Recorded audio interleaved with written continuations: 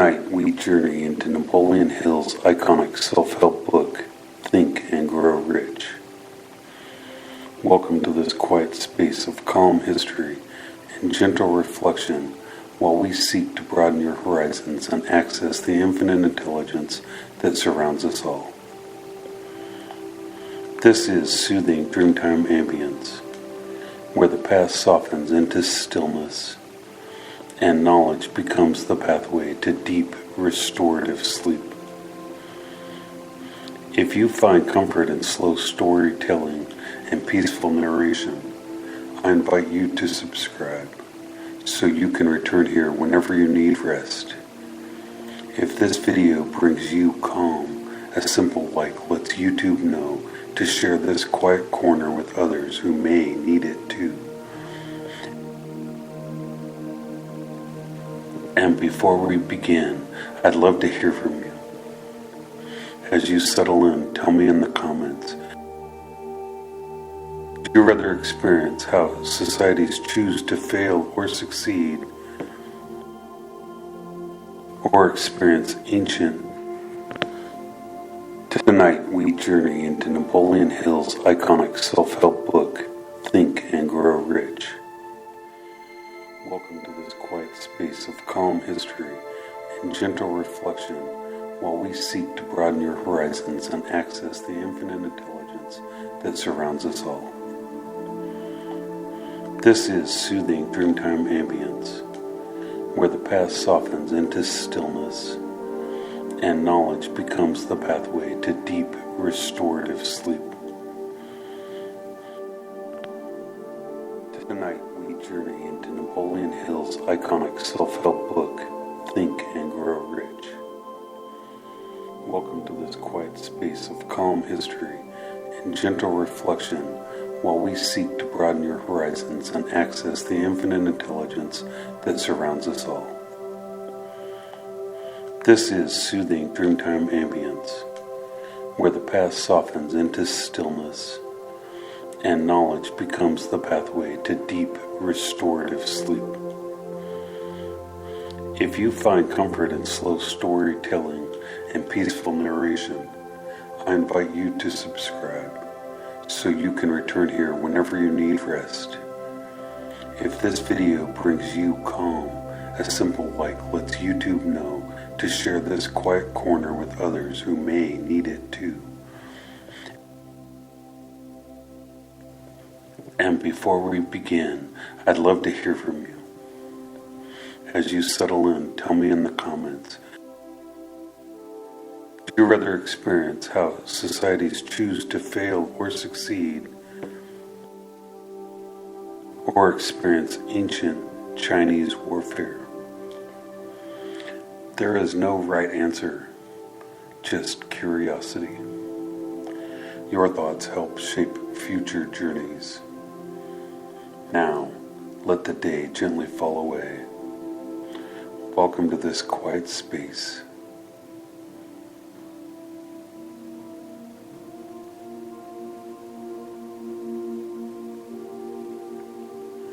We will journey together into the deepest, most restful part of your mind. But first, there's nothing you need to do, nowhere you need to be. No problem to solve, no worry to hold. Just allow yourself to rest.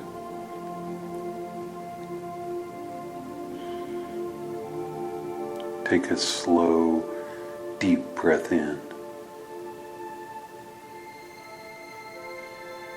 and let it go completely. And again, breathe in slowly, filling your lungs from the very bottom. And release, letting every last trace of tension flow out with that breath.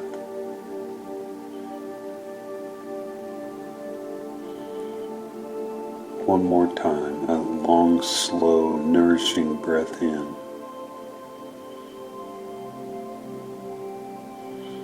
And out like a wave retreating gently from the shore.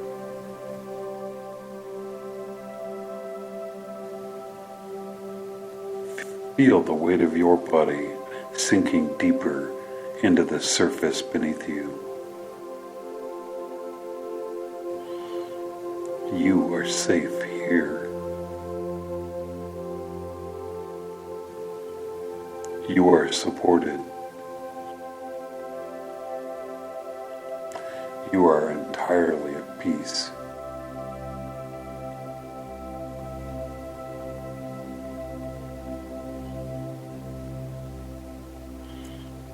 Imagine now a soft golden light, warm as late afternoon sun filtering through amber glass.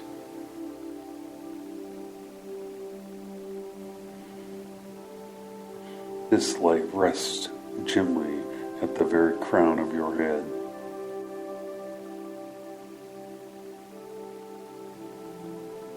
It does not push.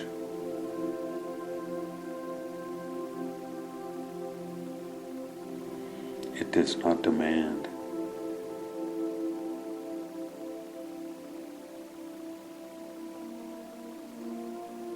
It simply glows.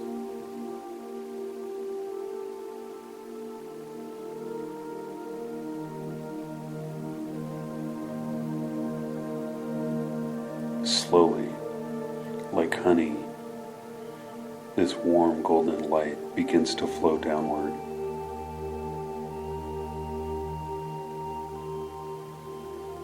Down over your forehead,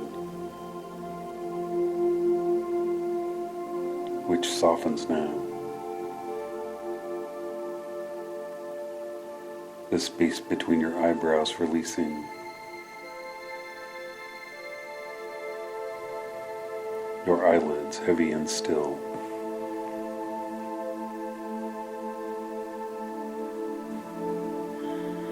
Your jaw unclenching, dropping just slightly, perfectly relaxed. The light flows down your neck.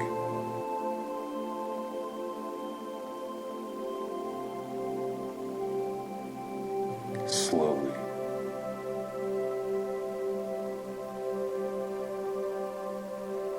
Warmly.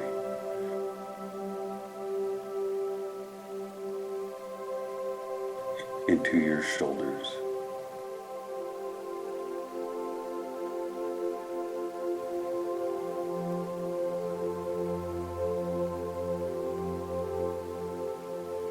How much were you carrying there?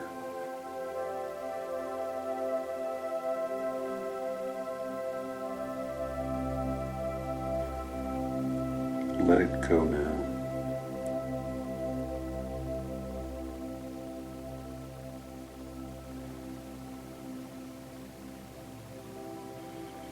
Feel the shoulders melt downward, away from your ears.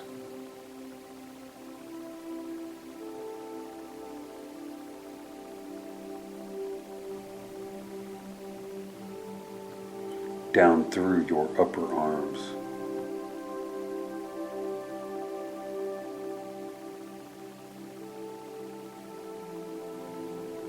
Your elbows.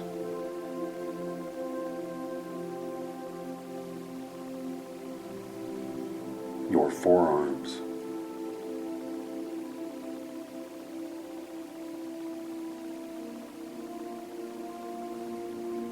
All the way to the very tips of your fingers.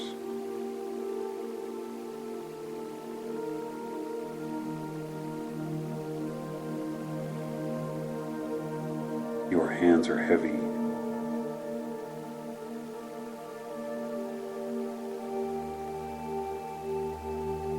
Warm.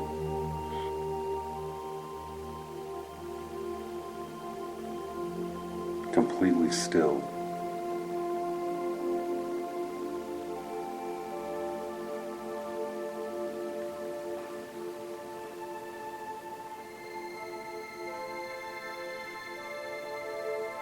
The golden light continues its gentle journey.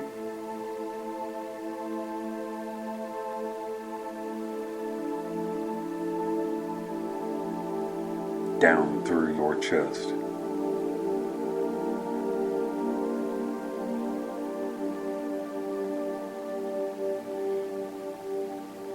Your heart beating slow and steady.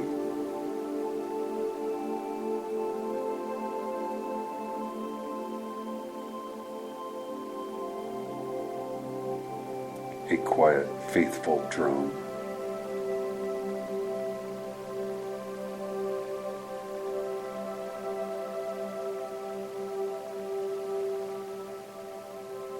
Down through your stomach.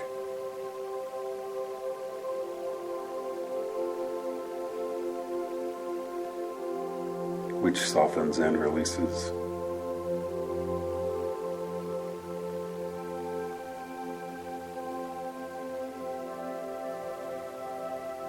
Down through your hips.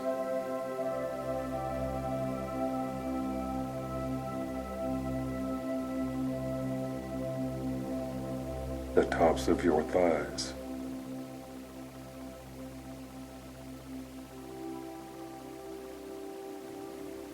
Down through your knees.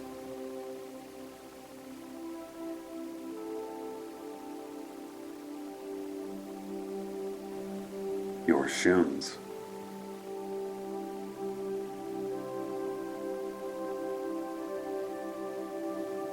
Your ankles.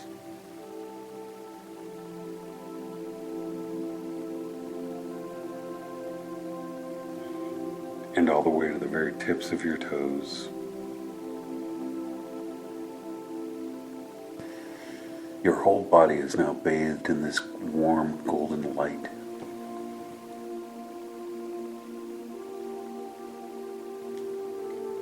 From the crown of your head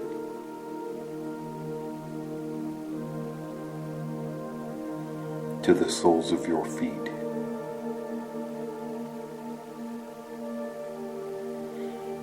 You are floating.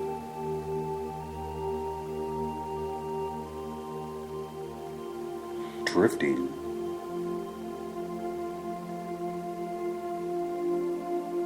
In a sea of absolute calm.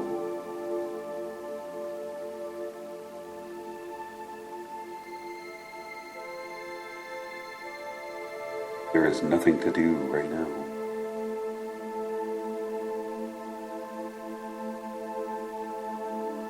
But rest.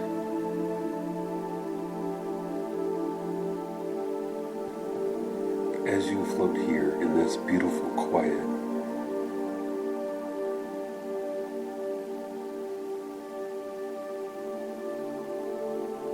I want you to know something important.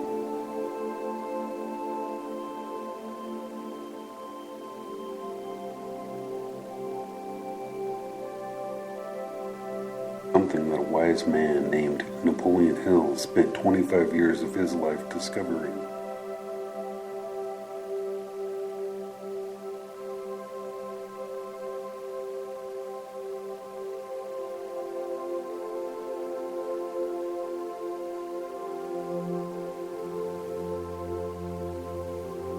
He did not discover a secret of money.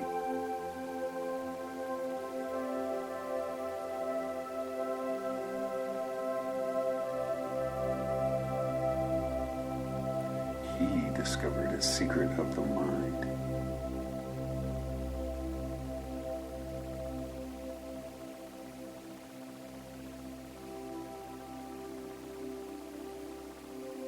He discovered that the human mind, your mind, is the single most powerful creative force in the known universe.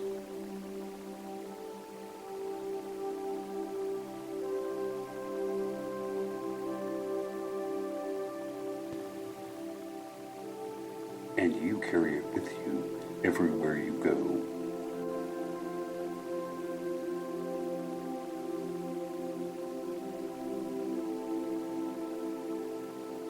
It is with you now as you rest.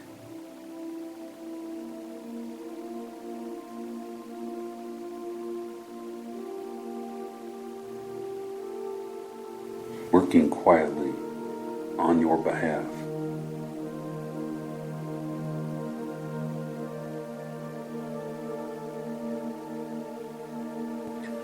Tonight, we are going to spend 2 hours exploring the great ideas of his most beloved book.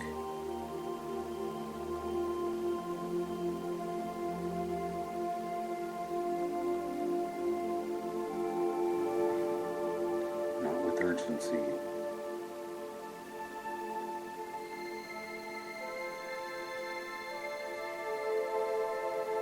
not with effort,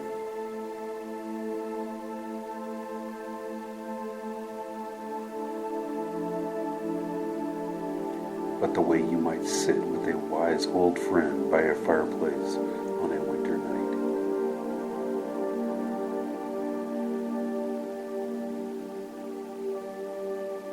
Simply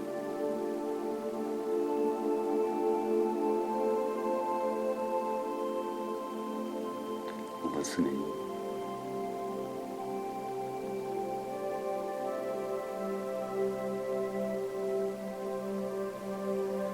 absorbing,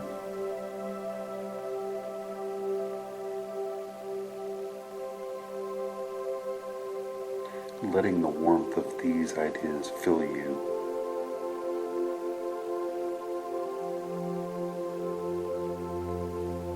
There is nothing you need to memorize.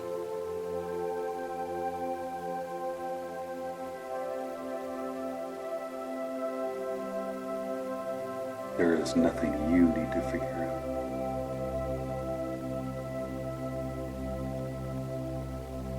The deeper part of your mind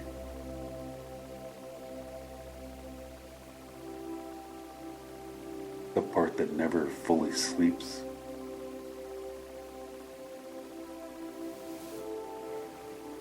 will take everything it needs from tonight.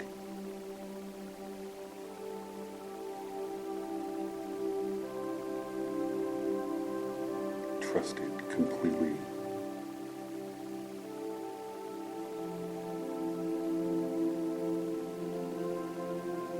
Napoleon Hill began his great book with a single word: desire.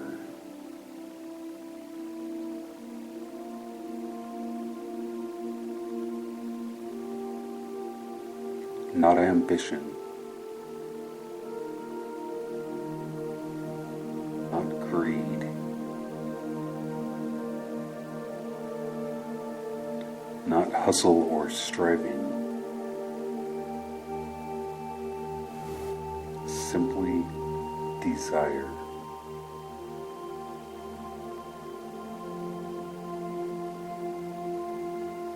The quiet, burning wish at the center of a human heart.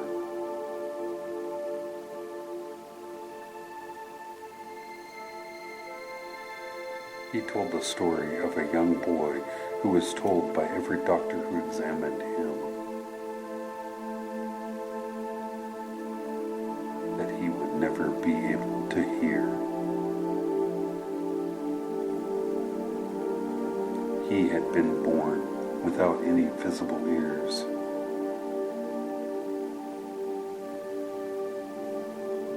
The medical world looked at this child and said, "Impossible."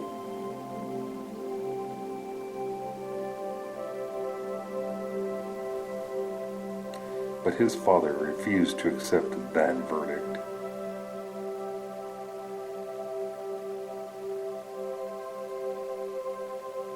And more importantly, he himself refused to accept it. He held a single burning desire.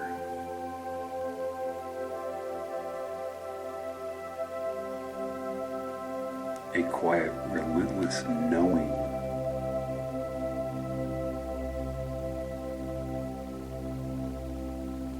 that one day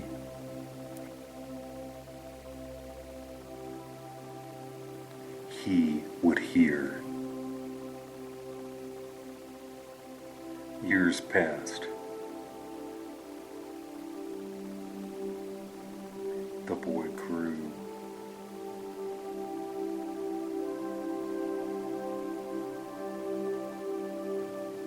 the desire never left him.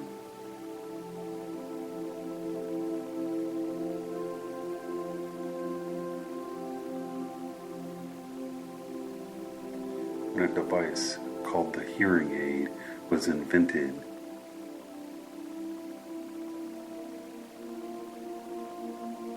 he put it in his ear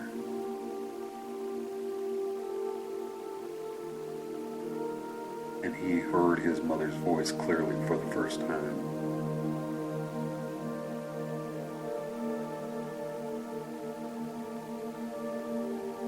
In that moment, he wept.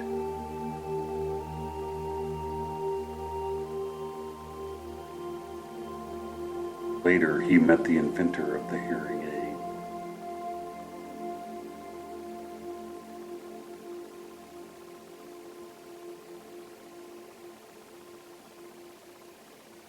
And told him that millions of deaf people were not being reached.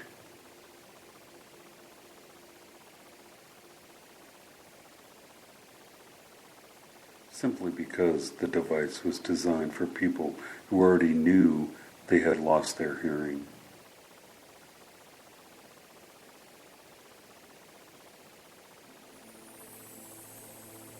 Not for children born in silence.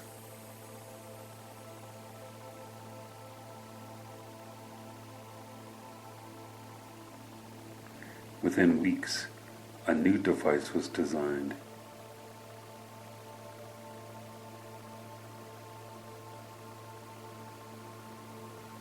Millions of lives were changed.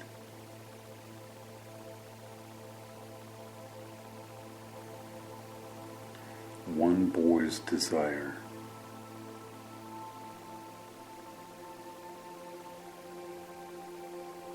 sent ripples throughout all of human history.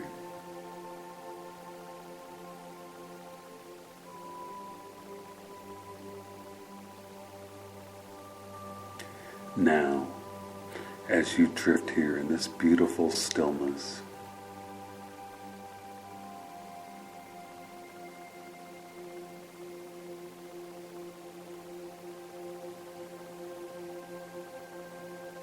I want you to imagine a garden.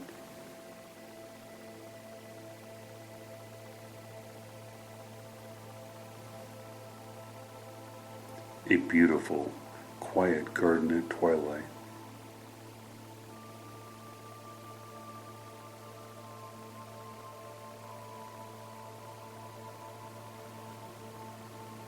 The air is perfectly still.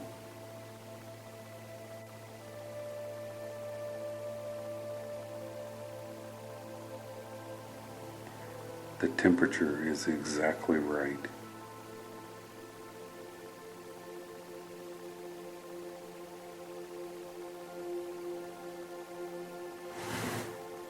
The sky is that deep, luminous blue that comes just before the first stars appear.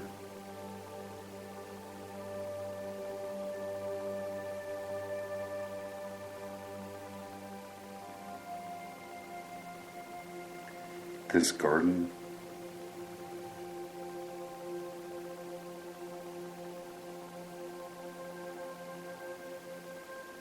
is your mind.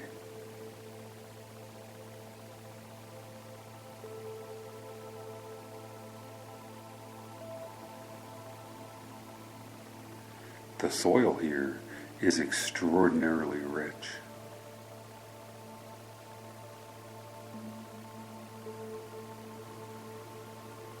Whatever you plant here tends to grow.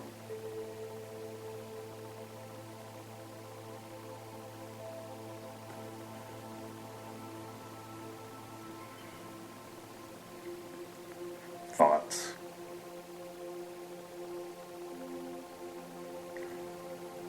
are things.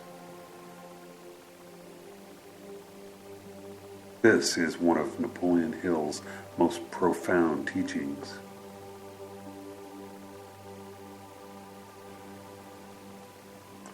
They are not empty air. They are not nothing.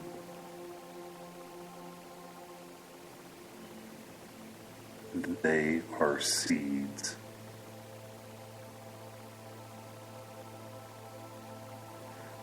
Real, living seeds.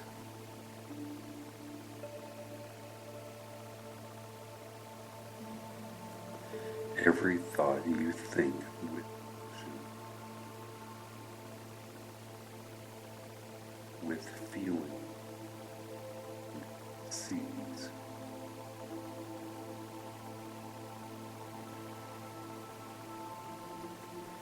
Every thought you think with emotion,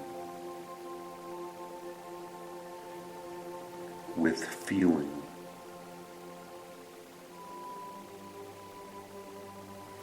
with genuine desire,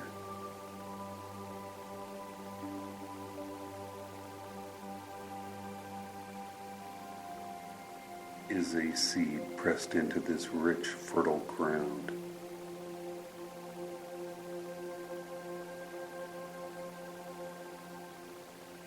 You do not need to force a seed to grow.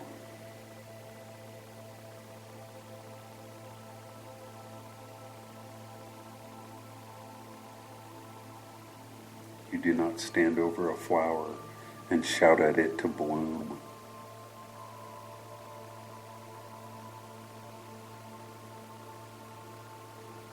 You simply plant it with quiet intention.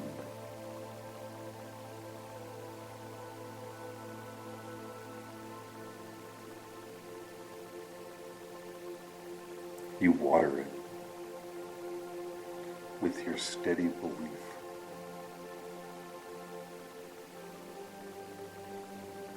And you allow the infinite intelligence of the universe to do the rest. See your desire as a glowing golden seed.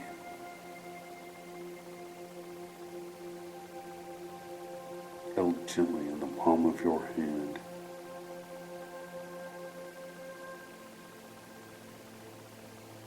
Feel how warm it is. Feel how light it is.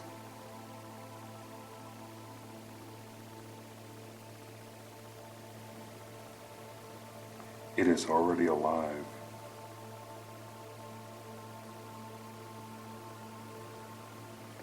Already reaching toward the light. Gently, peacefully,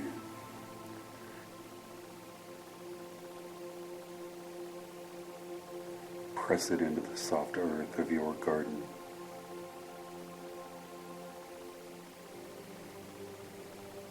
Cover it with rich soil.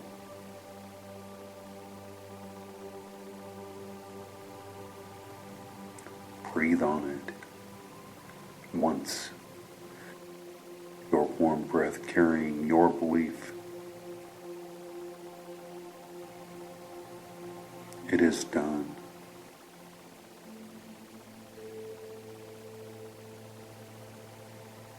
The mechanism of the universe is already at work for you. You can simply rest and let it grow.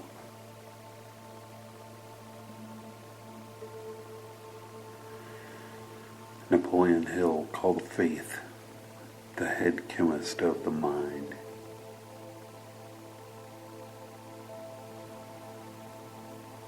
He was not speaking of religious faith, though that is beautiful too.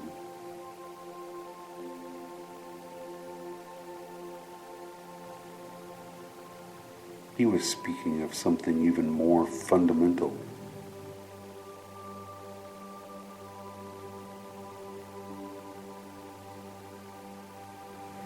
The quiet, unshakable belief in the unseen.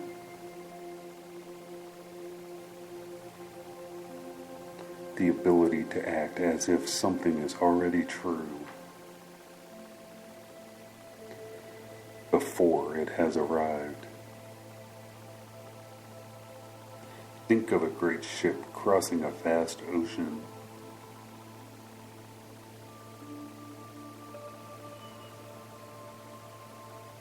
The captain cannot see the destination when she leaves the harbor.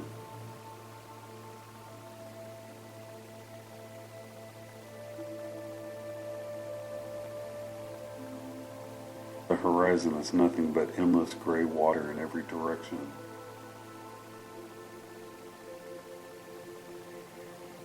But she knows the harbor is there. She sets the instruments.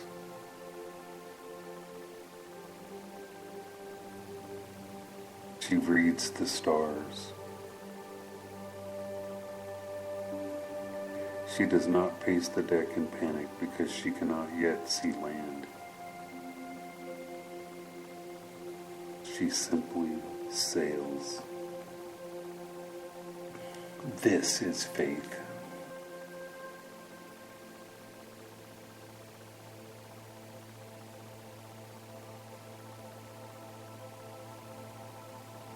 Not the frantic hope that something might work out.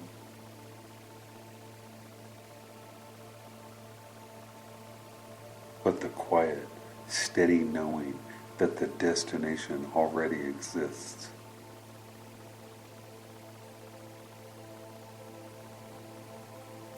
That the course is set. That arrival is only a matter of time.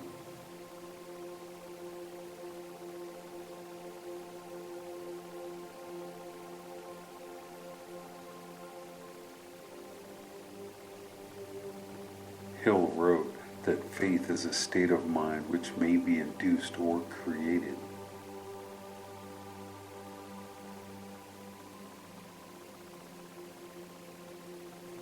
By affirmations or repeated instructions to the subconscious mind.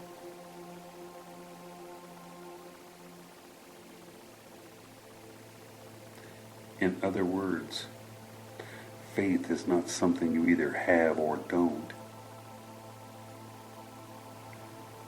It is something you cultivate.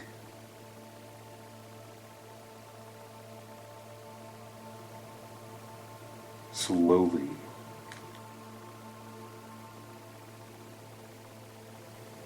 Gently.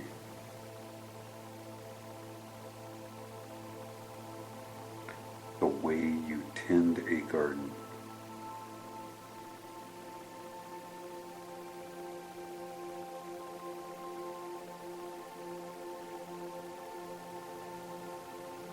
There was once a woman named Mildred.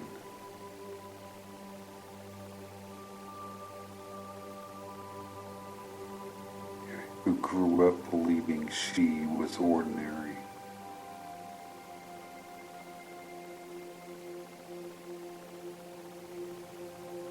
She had been told this so many times by so many people.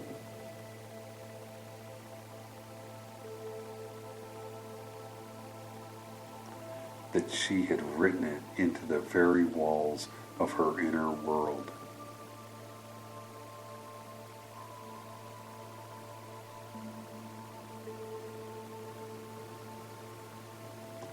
And so she lived accordingly.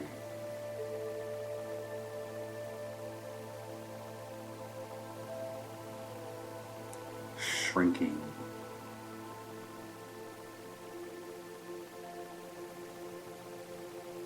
Settling.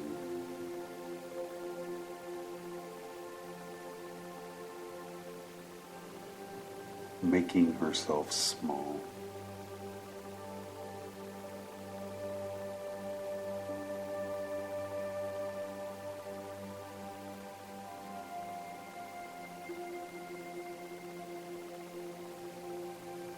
Then one day she read a simple line.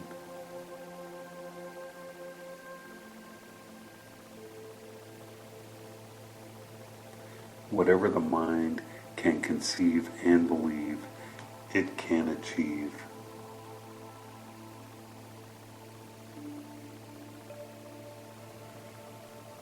She read it again.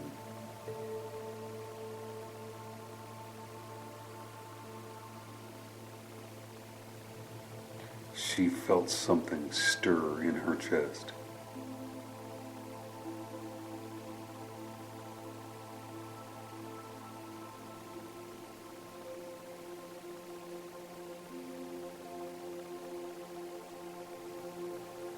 like a tiny flame being touched by a breath of wind.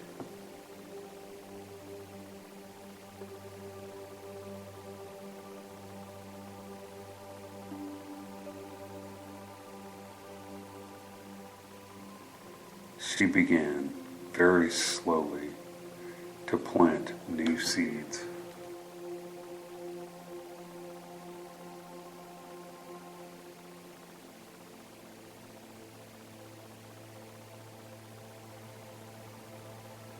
Every morning she sat quietly and she said to herself, out loud,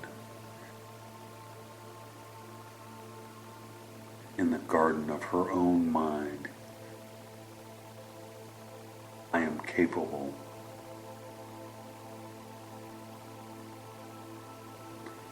I am worthy.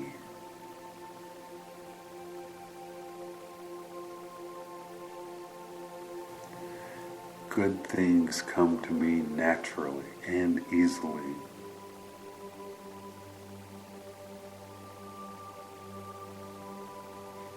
At first the words felt hollow.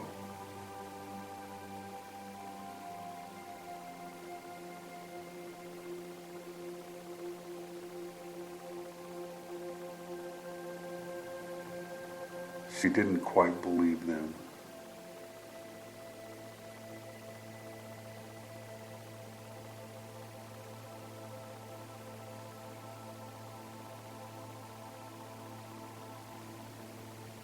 But she kept planting.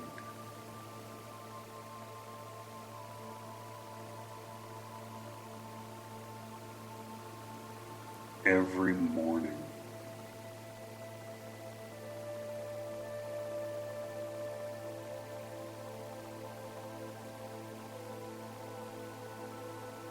Like watering a garden even when you can't see any shoots.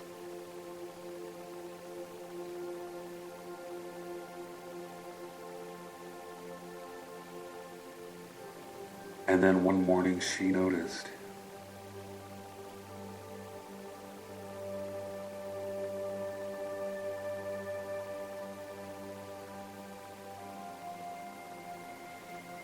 the words didn't feel hollow anymore.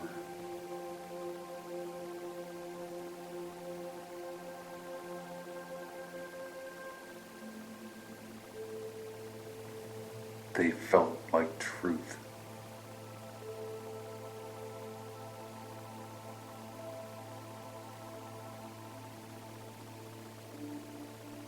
Hill understood that the subconscious mind cannot tell the difference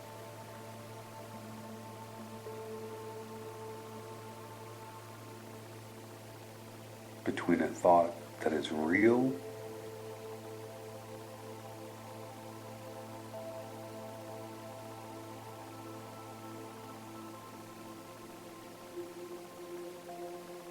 and a thought that is vividly imagined.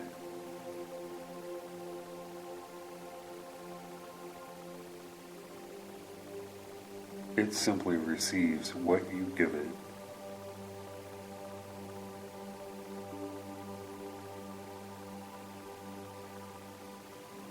It goes to work.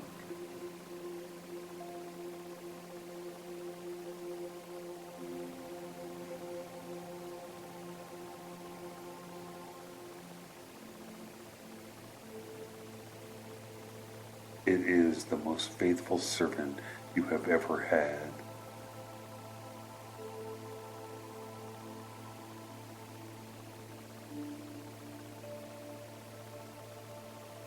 It works all night while you sleep.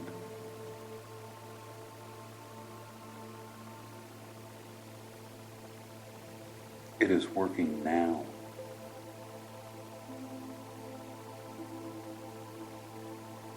So as you rest here in this beautiful garden of your mind,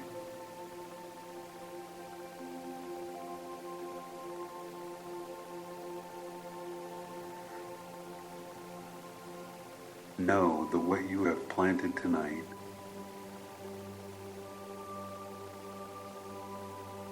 is already being tended.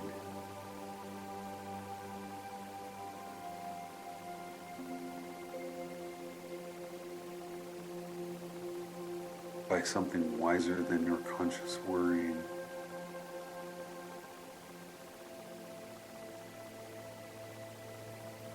By the deep, patient, faithful intelligence within you.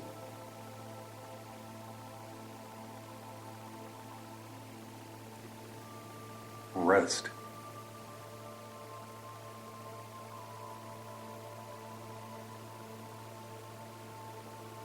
It is working.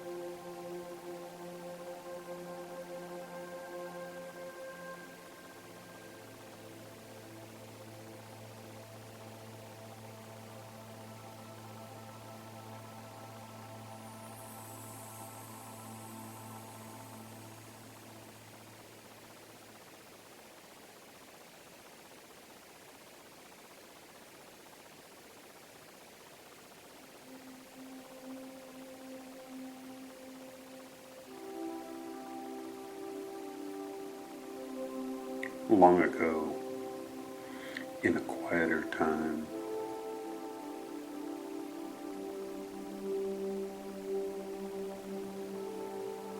a young man named Edwin Barnes had a dream.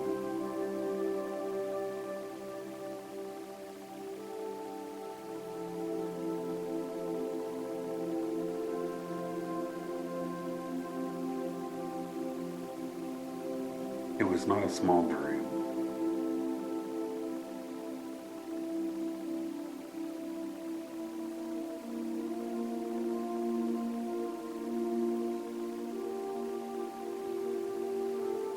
It was not a cautious dream.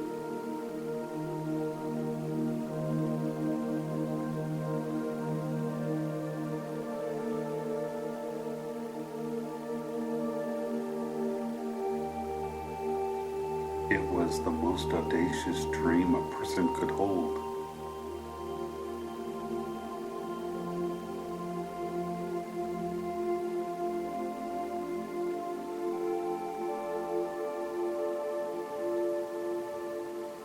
He wanted to become a business partner of Thomas Edison.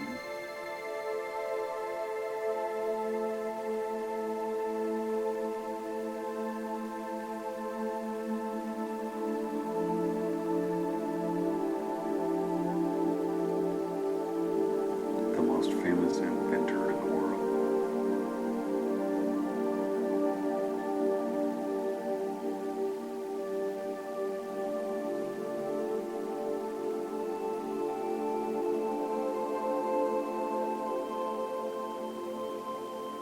Edwin had no money.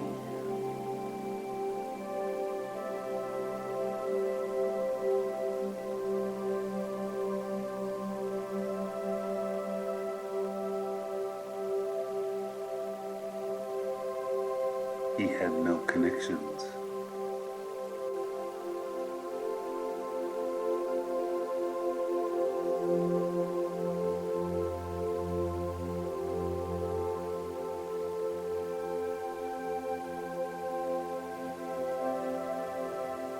He had no credentials.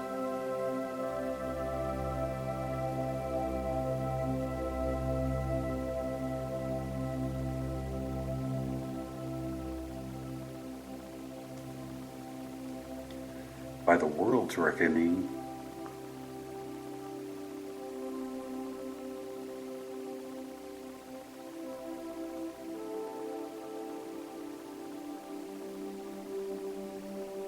he had nothing to offer.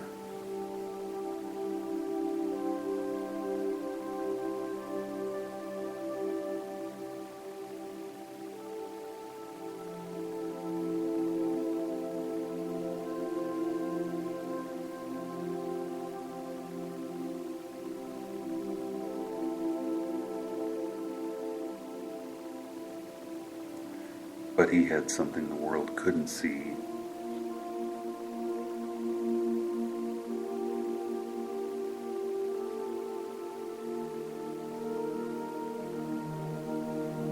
He had a thought.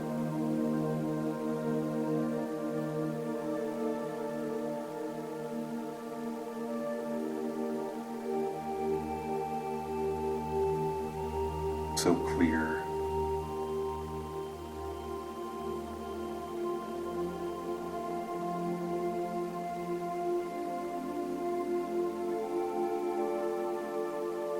So steady.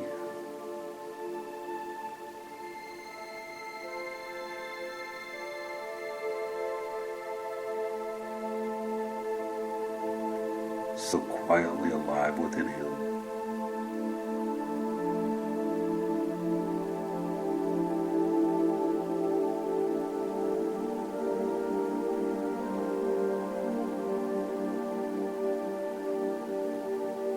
That it functioned like a compass needle, always pointing to true north.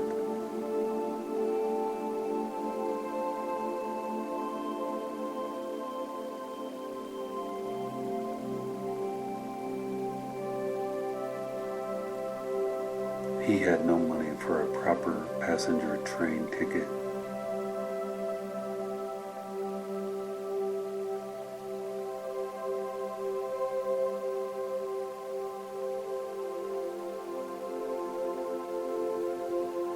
So he climbed aboard a freight car.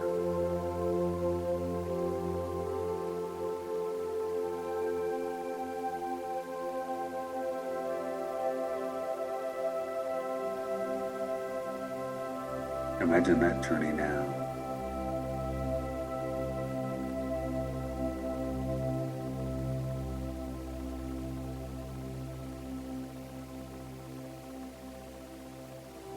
As you float in your beautiful stillness.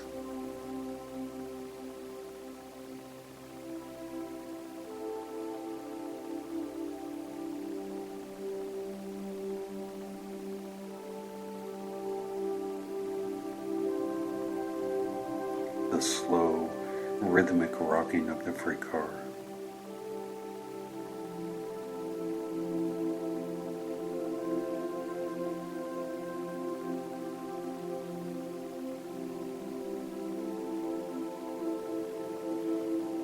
The sound of the wheels on the track.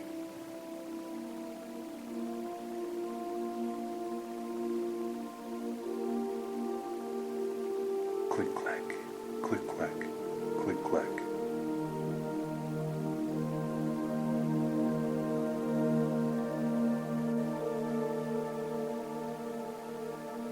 A deep, hypnotic heartbeat.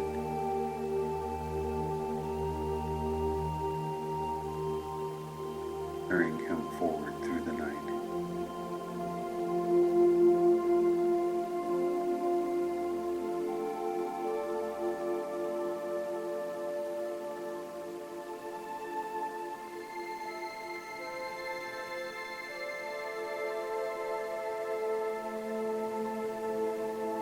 He was not anxious.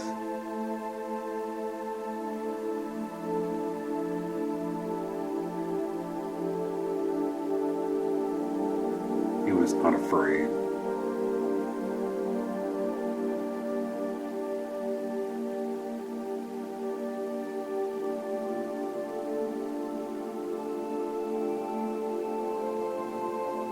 He was not rehearsing arguments.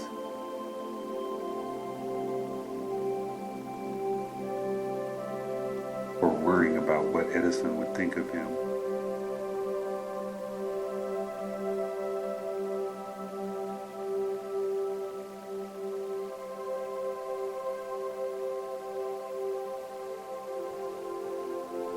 He simply rocked with the motion of the train.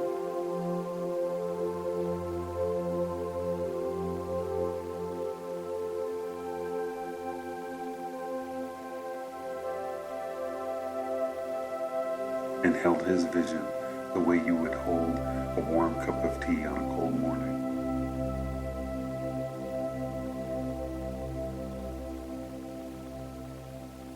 With both hands.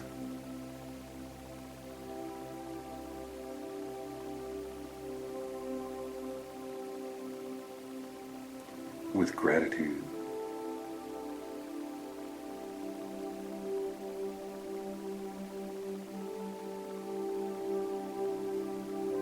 With quiet certainty.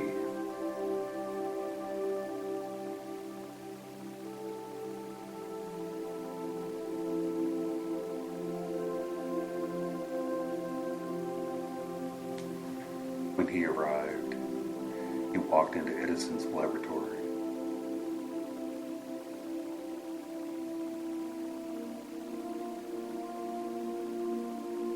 And he told the great inventor that he had come to go into business with him.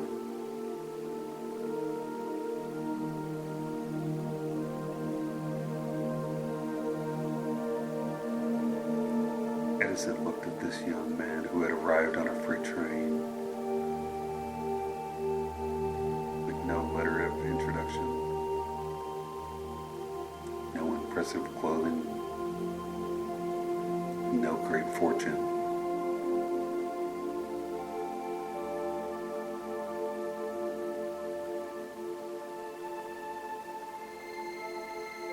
Just a pair of eyes that burned with a quiet, steady light.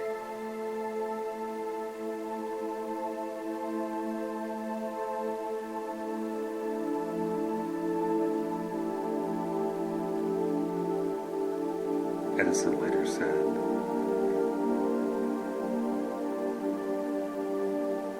there was something in the expression of his face.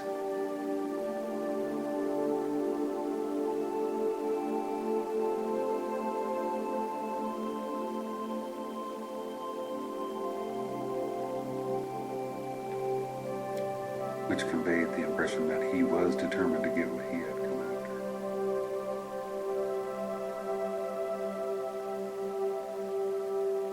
He was not given a partnership that day.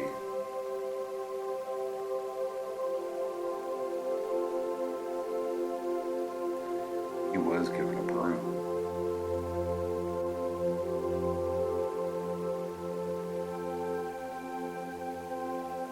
A small job.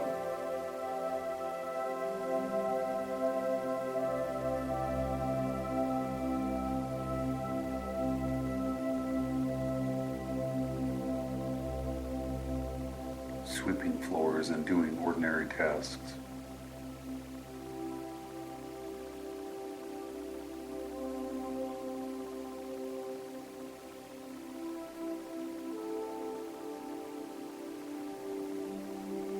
And here is where Edwin's real gift revealed itself.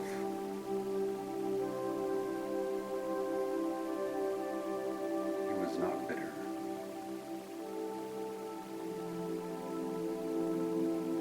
He was not impatient.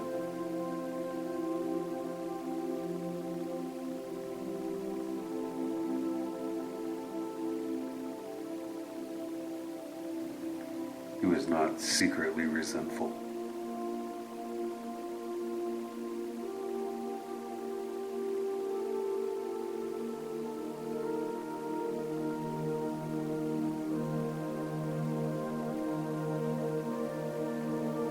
He swept those floors with the same quiet certainty he had felt on the freight train.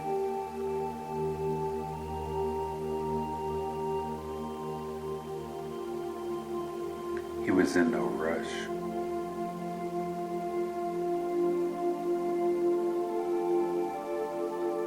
He knew what was coming.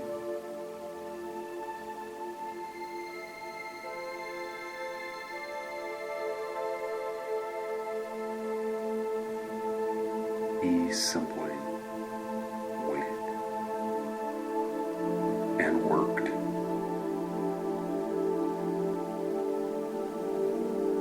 and watched.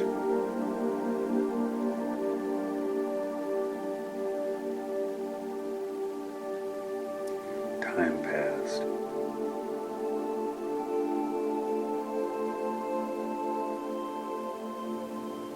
Months became a year.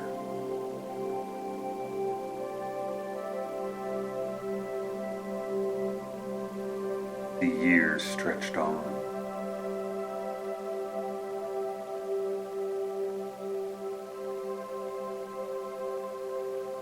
And then one morning,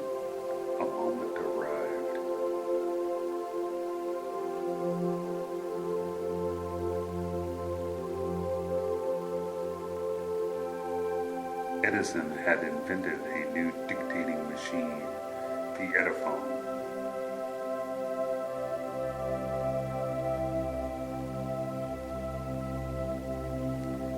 His own sales team thought it was difficult to sell.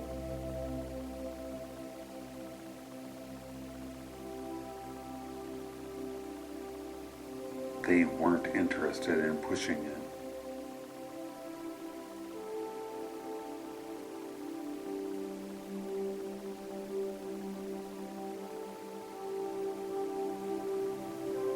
But Edwin saw it.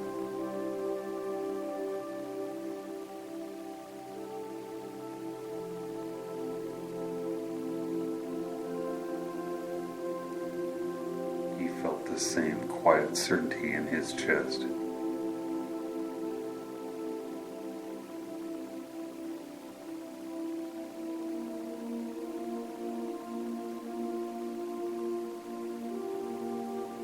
He went to Edison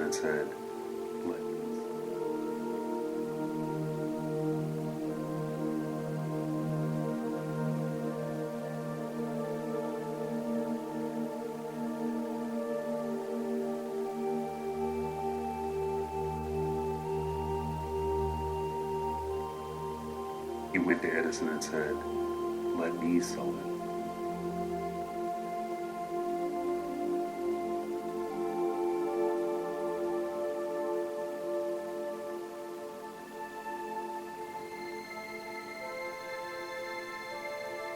Edison agreed.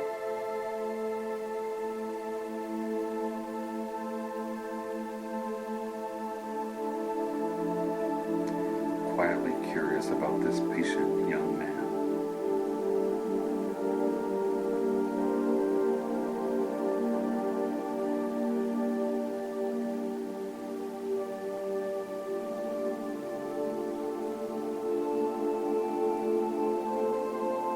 Edwin Barnes sold that machine across America with such success.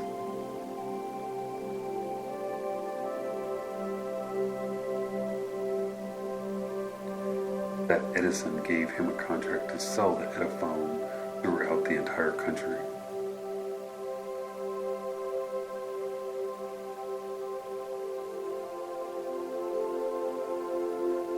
He became one of the very few people who could rightfully say, I am a partner of Thomas Edison.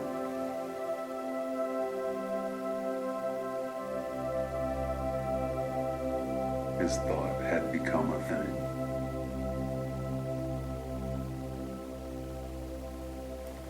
Not through force,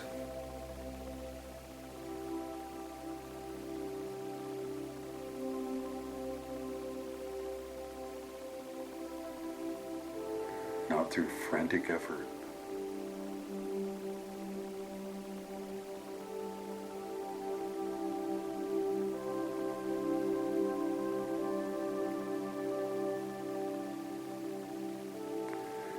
but through the patient, faithful tending of a single seed.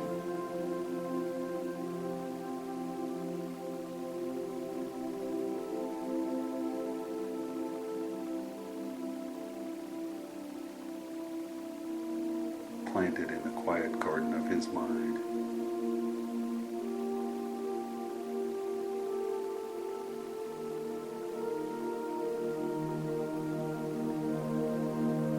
Daily with calm belief.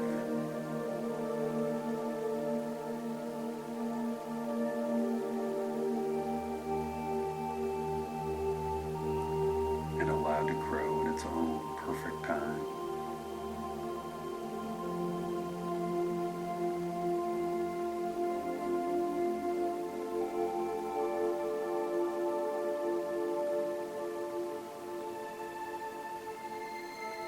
And the same is happening for you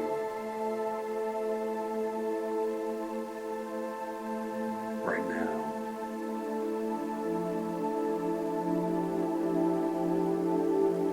As you sleep.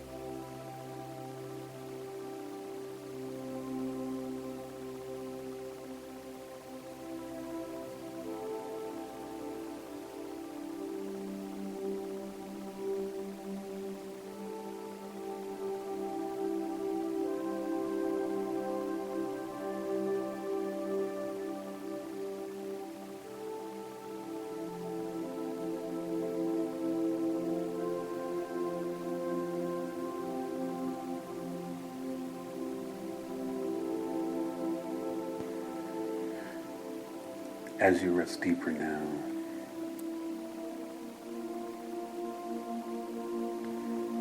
let these next ideas simply drift to you.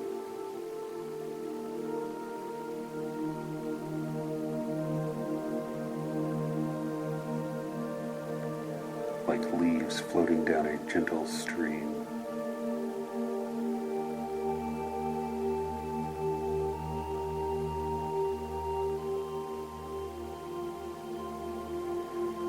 You don't need to catch them.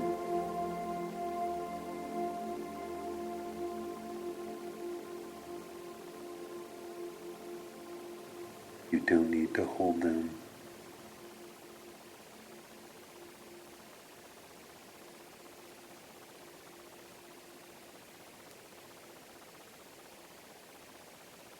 Simply let them pass through you.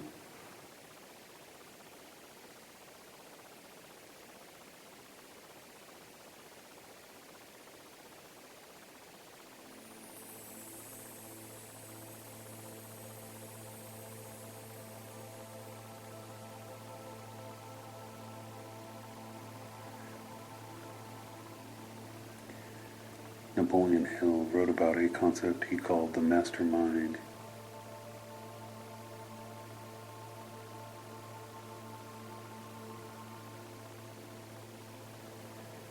The idea that when two or more minds come together in perfect harmony,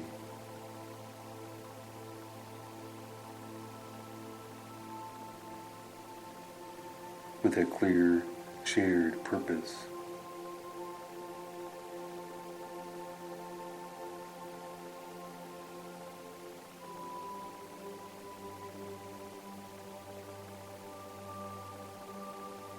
something emerges from that union that is greater than either mind alone.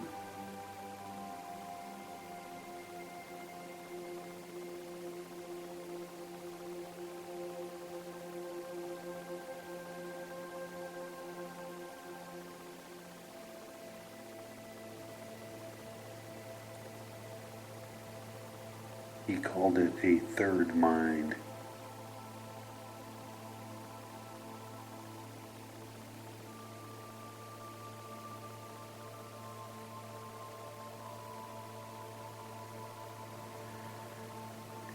An invisible intelligence that forms between people who are truly aligned.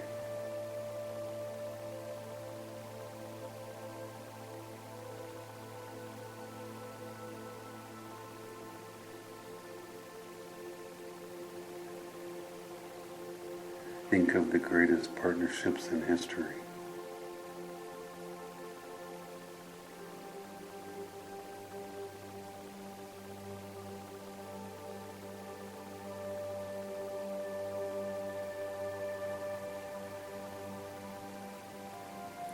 Henry Ford, who had only a basic formal education,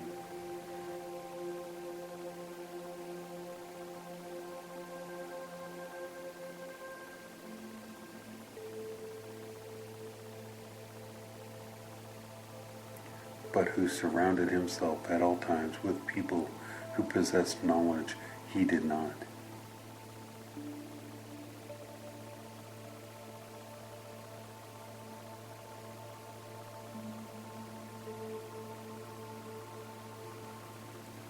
When critics said Ford did not know enough to run his empire,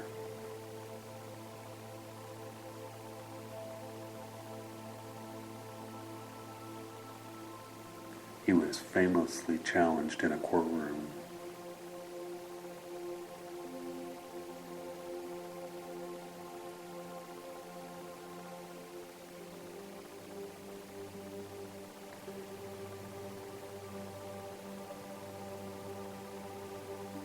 They asked him question after question designed to expose his ignorance.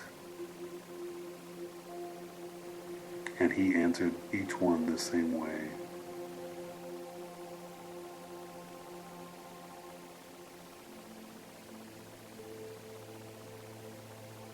He pointed to the row of buttons on his desk.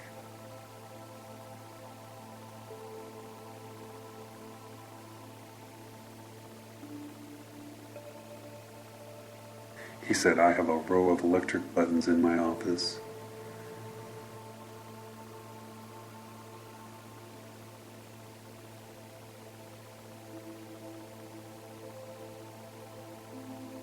I need only press one of them to summon people who can answer any question I might have.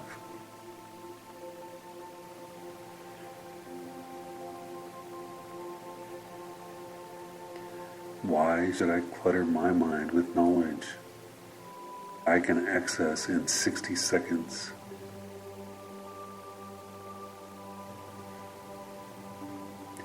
This is the power of the mastermind.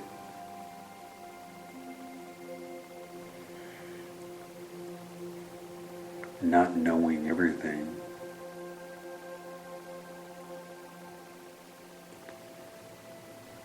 but knowing who knows.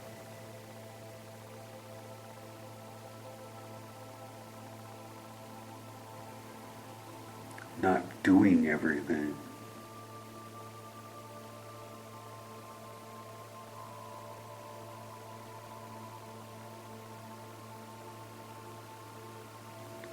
but attracting the right people.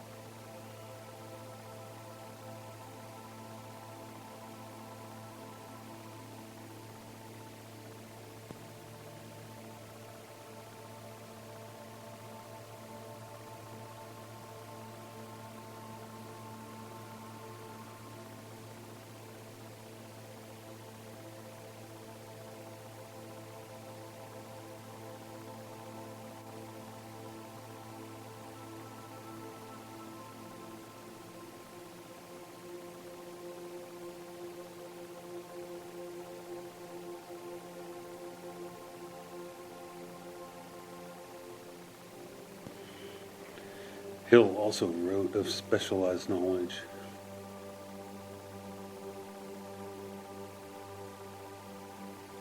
He made a gentle but important distinction.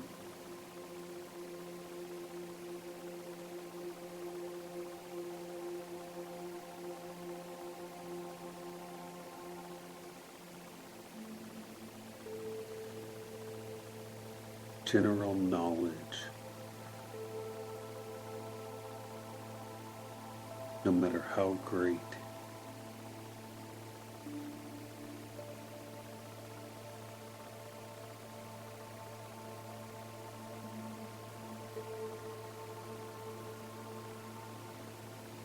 is of little use by itself.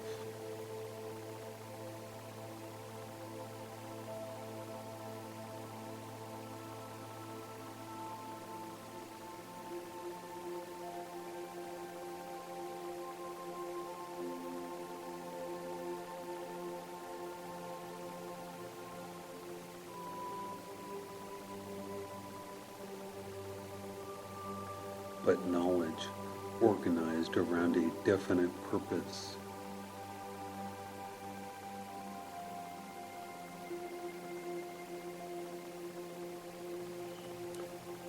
applied with persistent, gentle focus,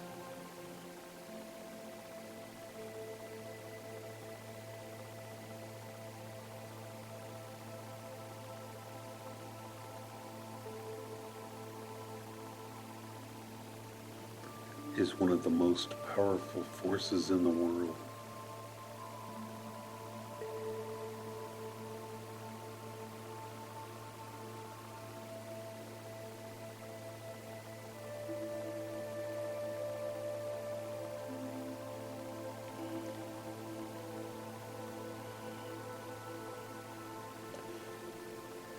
You already have more specialized knowledge than you may realize.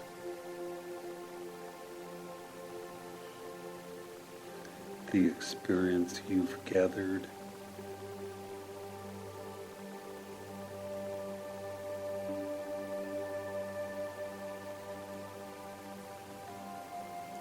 the things you've learned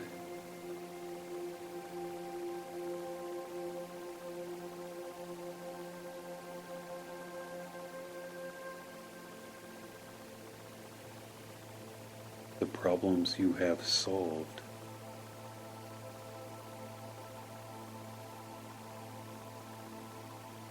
the people you have helped.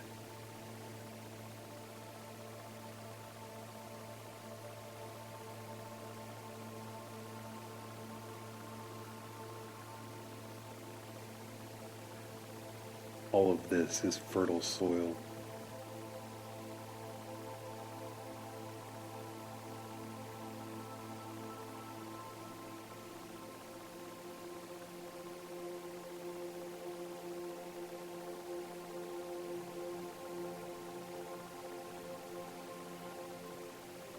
As you sleep tonight,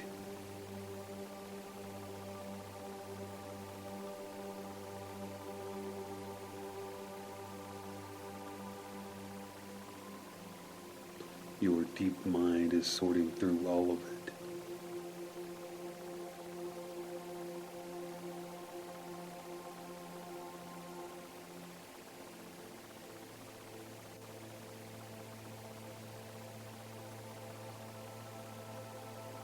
Connecting threads you cannot yet see consciously.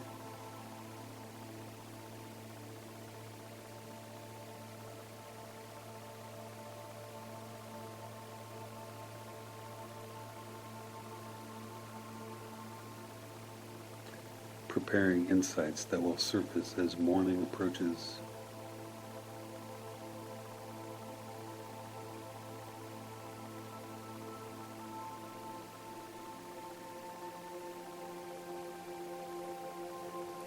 Trust this process completely.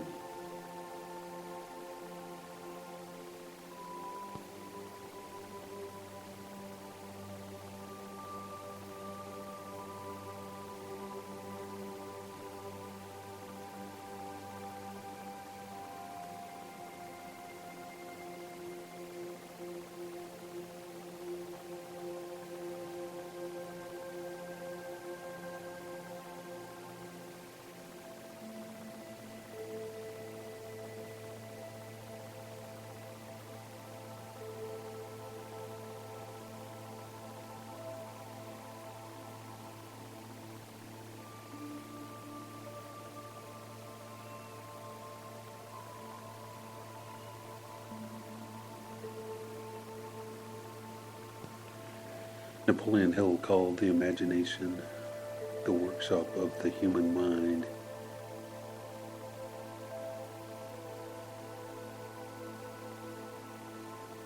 He said there are two forms of imagination.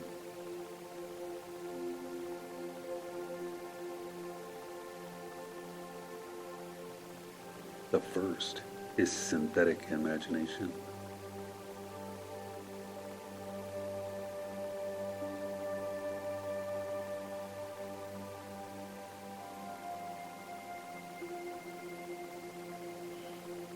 Arranging old concepts and ideas in new combinations. This is how most inventors work.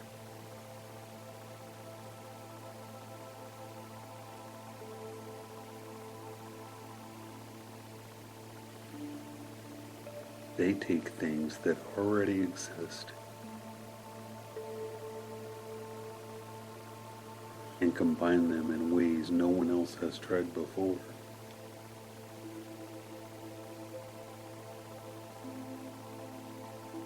The second form he called creative imagination.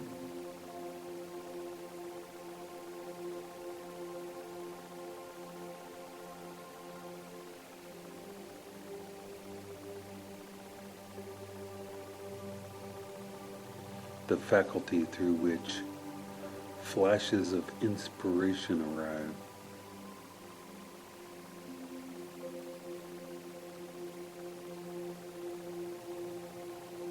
The kind of knowing that comes from nowhere.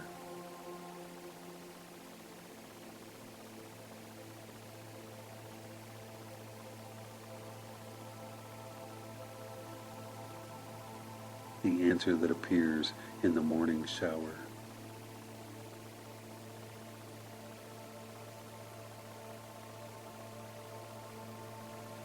The solution that rises from sleep.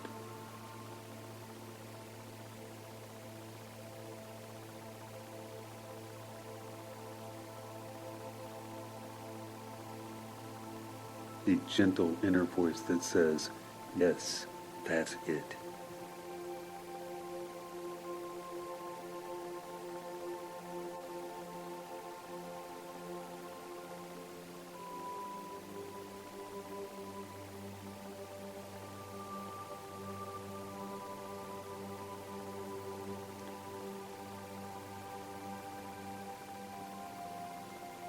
Think of Nikola Tesla, who could see his inventions in their entirety.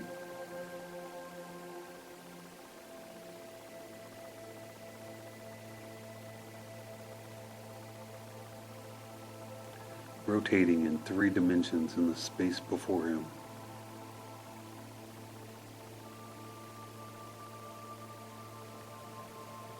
Before a single part had been built.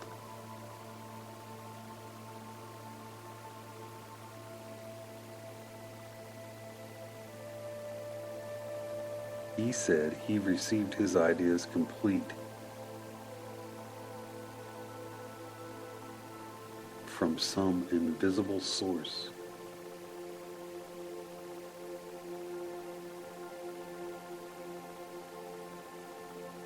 He simply transcribed them.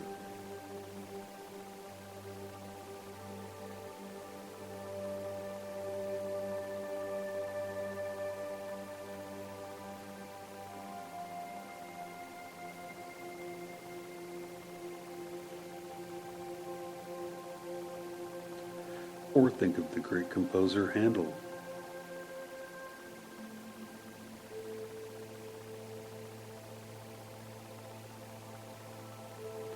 who wrote the Hallelujah chorus in a state he described as a kind of rapture.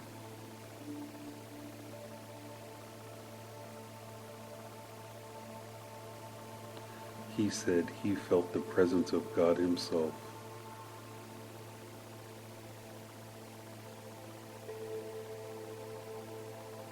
And saw the great heavens open.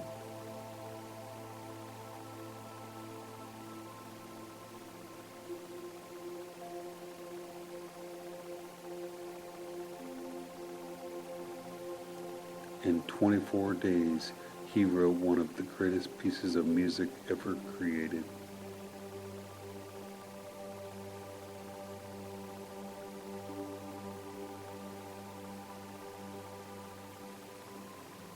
Creative imagination does not come from effort.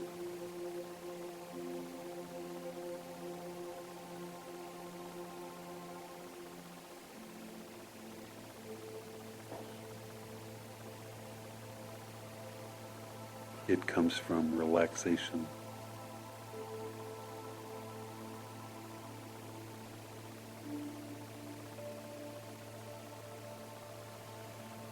From the quiet, receptive state of a mind that has released its grip.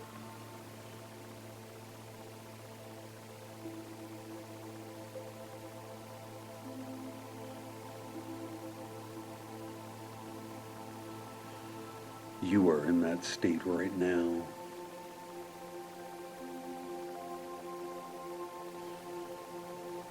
Your imagination is not closed for the night.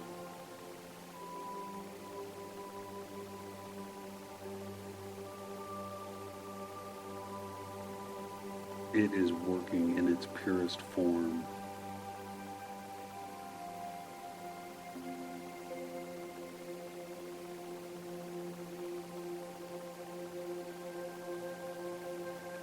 language of images and feelings and knowing.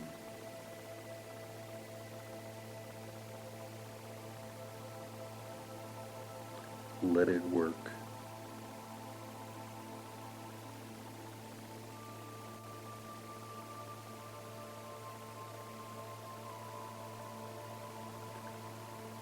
Let it wander.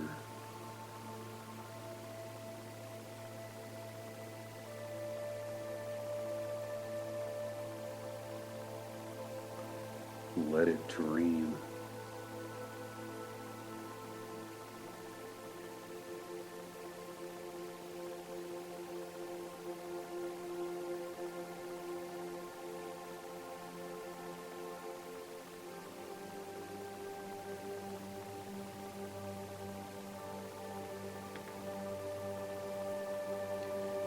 Before you drifted here tonight,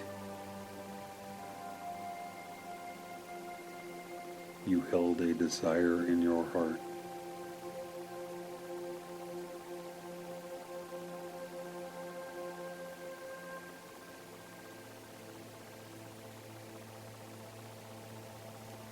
Perhaps you are not yet sure how that desire will be fulfilled.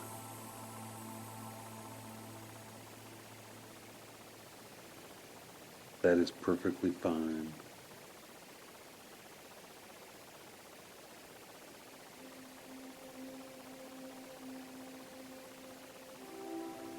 The how is not your job right now.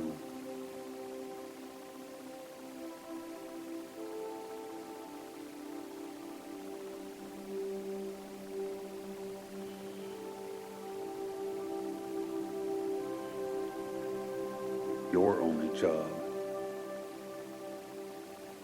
is to hold the desire.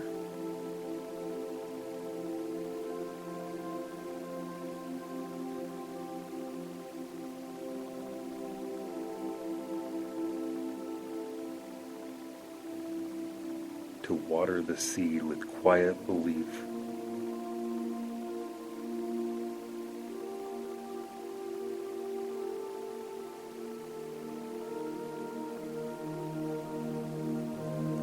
And to allow your extraordinary creative imagination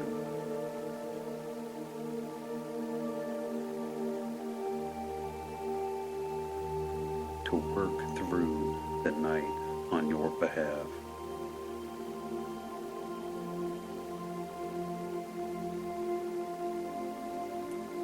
It will.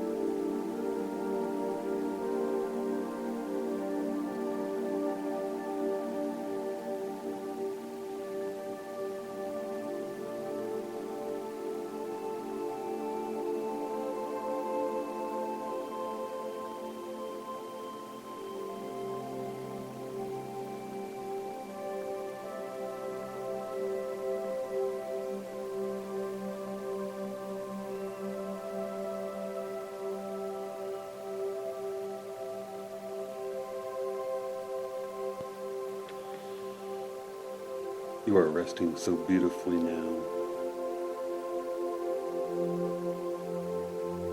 Napoleon Hill wrote that the subconscious mind is the connecting link between the finite mind of man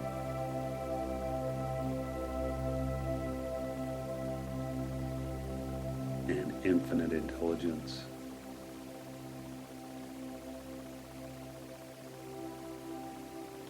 As you sleep,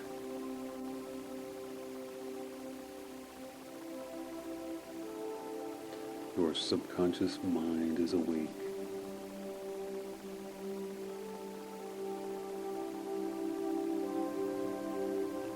It never sleeps.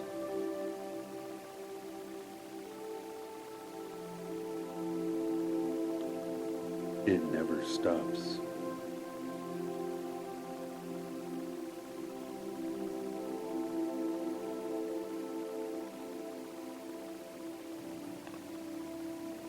It is always listening.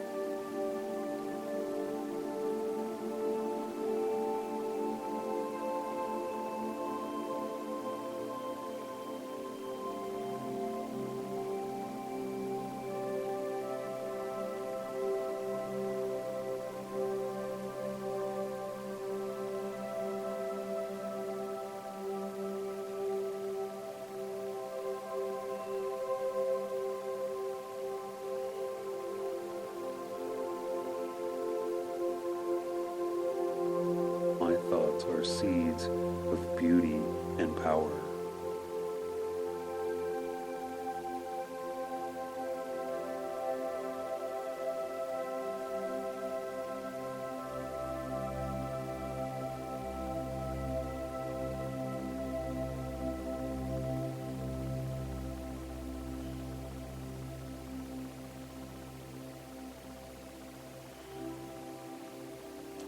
I attract abundance naturally and easily.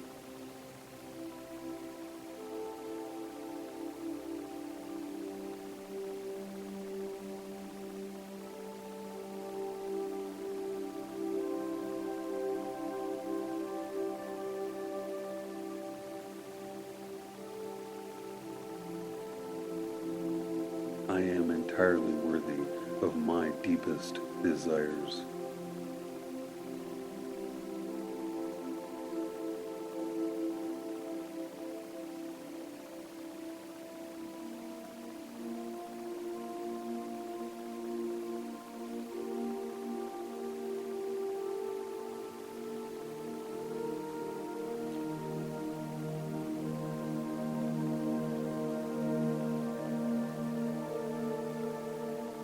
Success flows to me like a quiet river,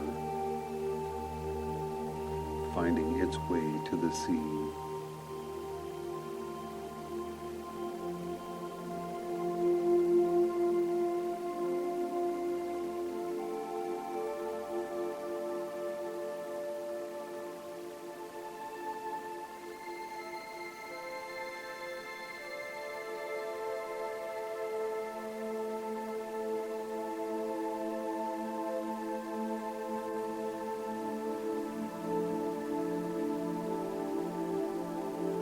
I release all resistance.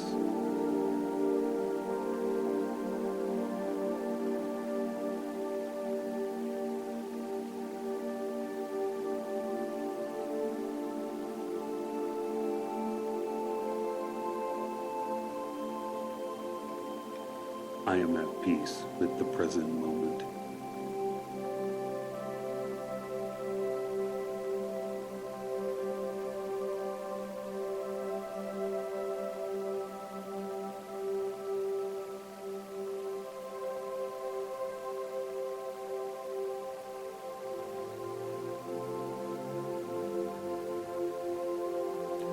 I trust the unfolding of my life.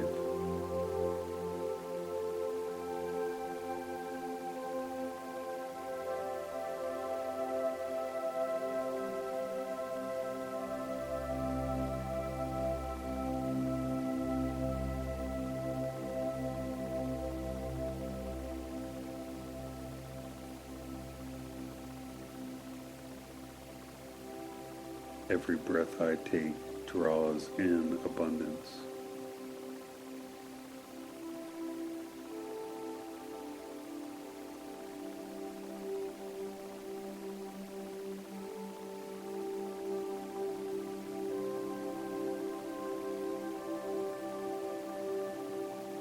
Every breath I release lets go of doubt.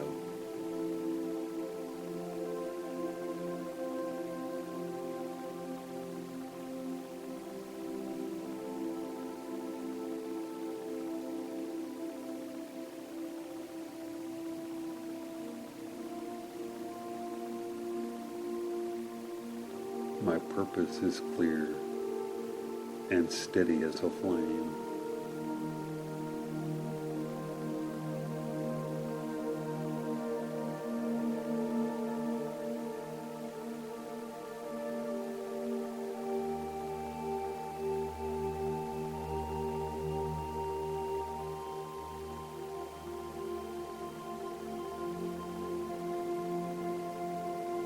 It warms me.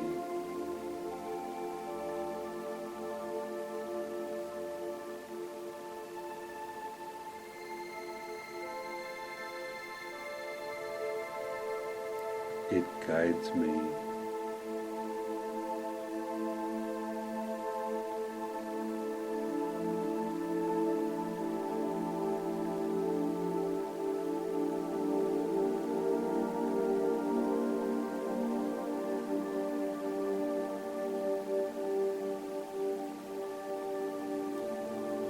Even as I sleep.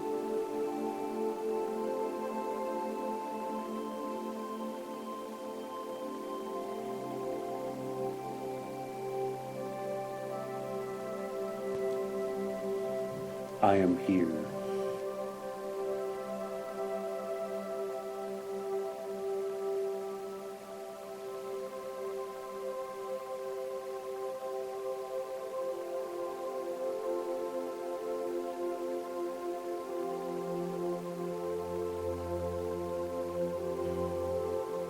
I am breathing.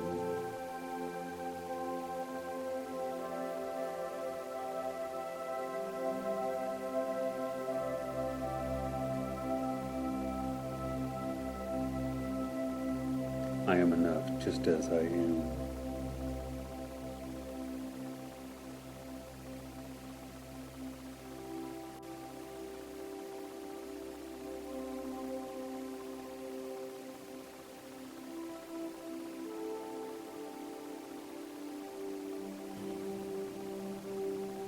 I am breathing.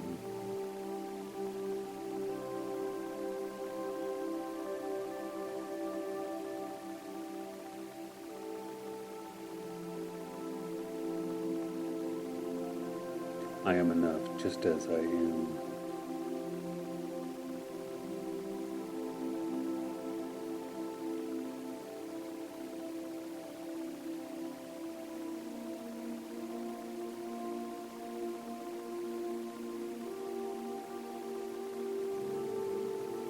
I am worthy of rest.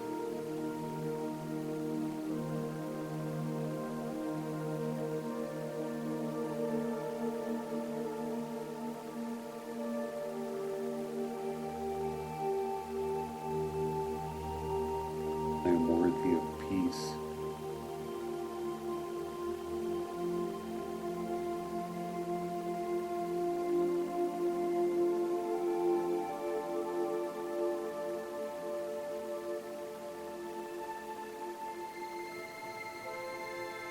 I am worthy of a calm and gentle mind.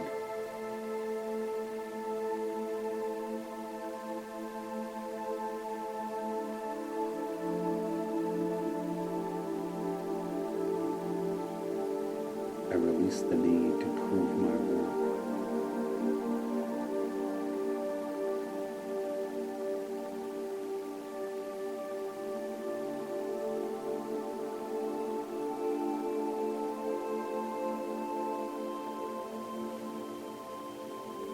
I release the need to earn what is already mine.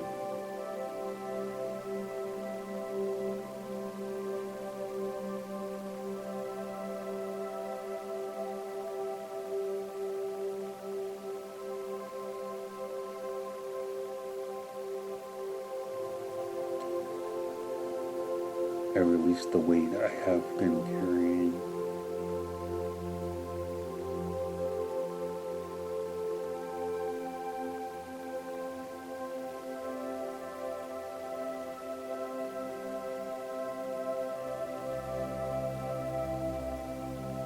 I am already worthy.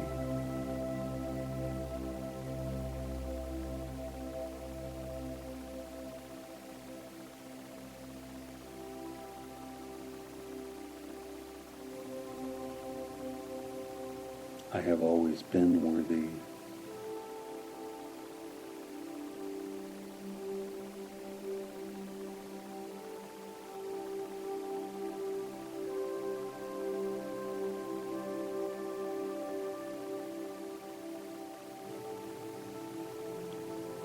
And I will always be worthy.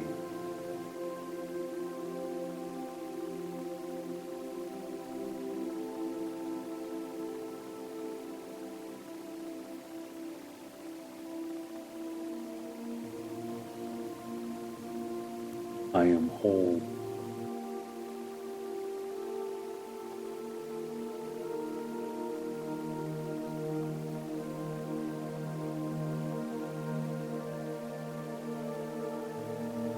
Nothing is missing within me.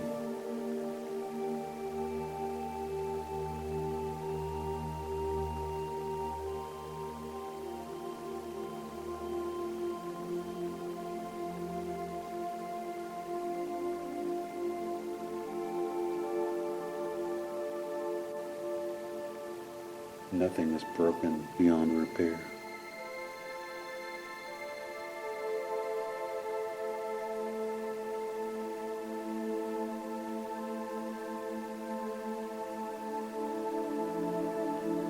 Every part of me belongs.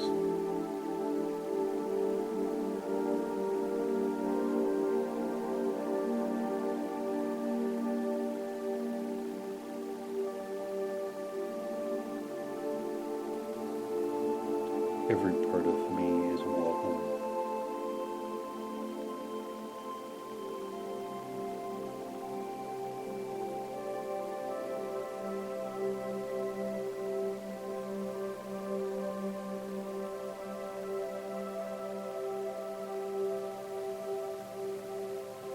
Every part of me is learning and growing.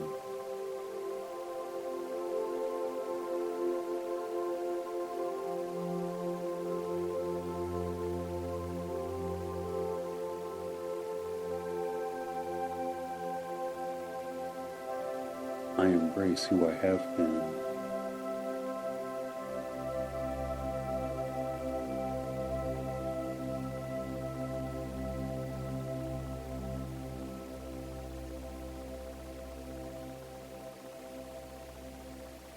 I honor who I am becoming.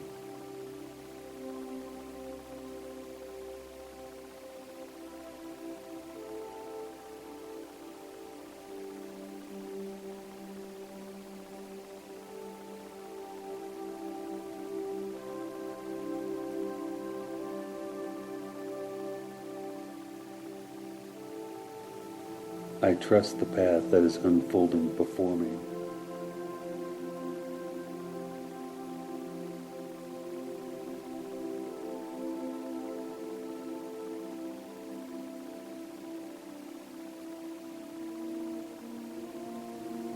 I allow myself to receive.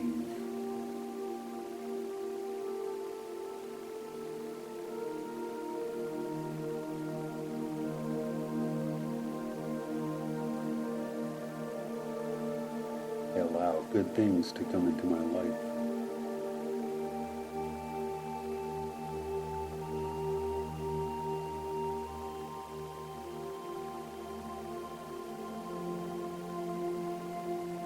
I allow opportunities to find me.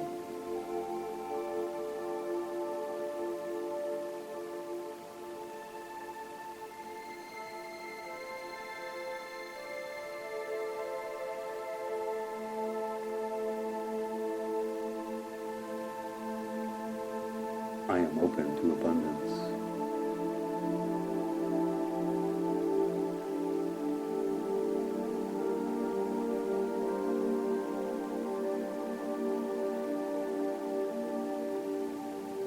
I am open to love.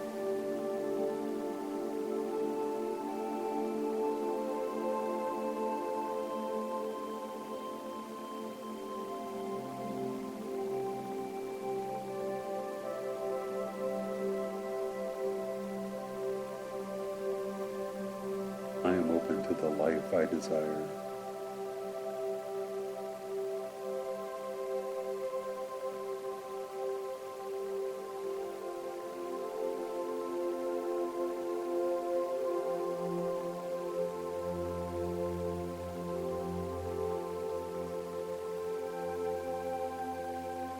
What I seek is already seeking me.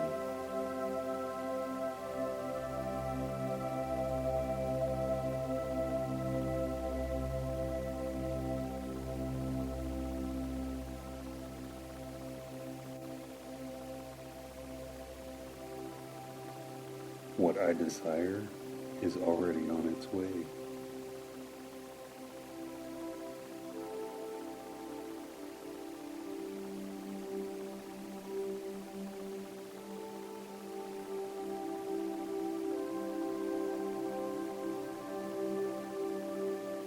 What is meant for me cannot pass me by.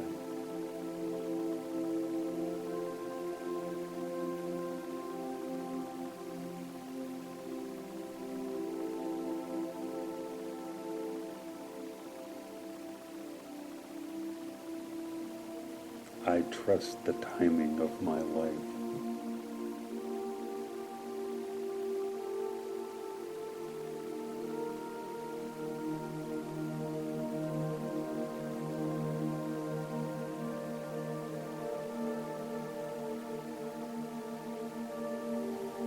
I trust that things are aligning for me.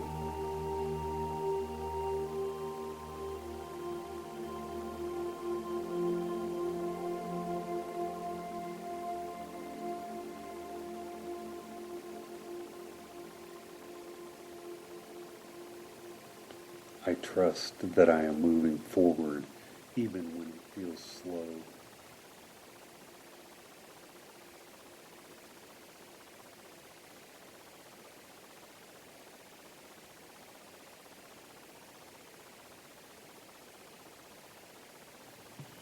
I am becoming the person I need to be.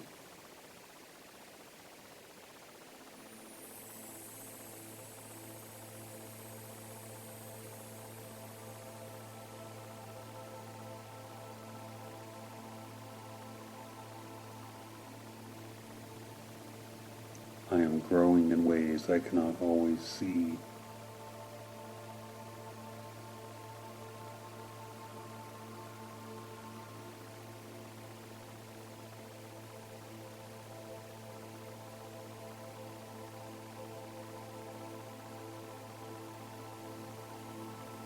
I am evolving with every breath I take.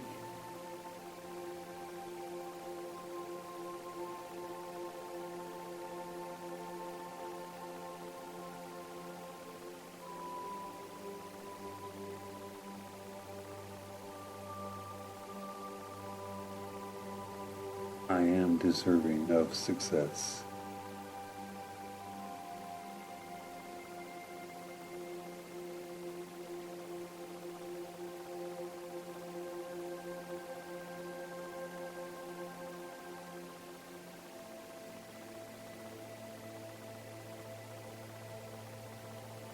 I am deserving of fulfillment.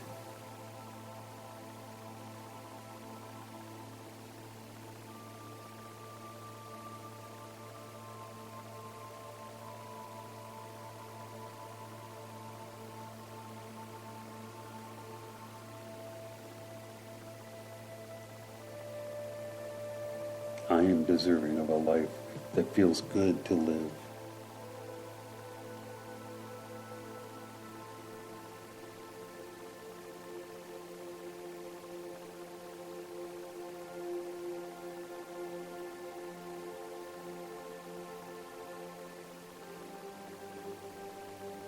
I release doubt.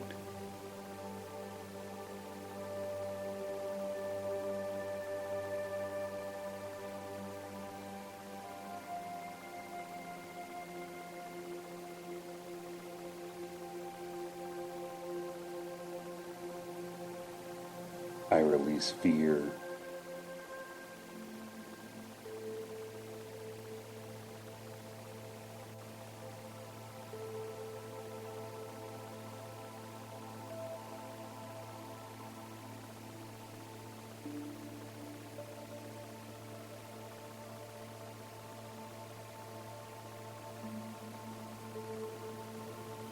I release the stories that no longer serve me.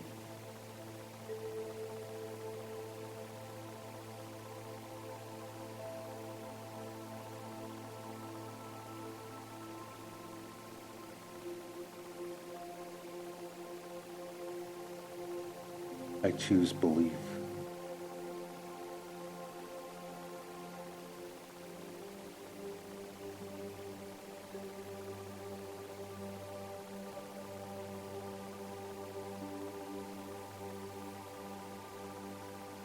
I choose possibility.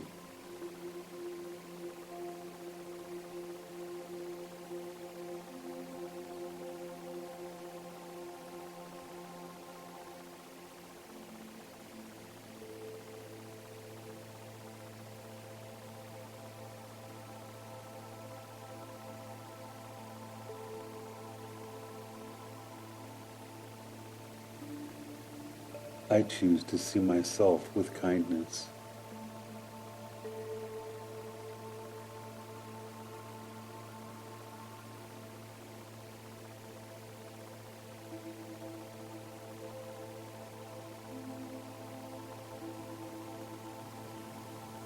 I am supported.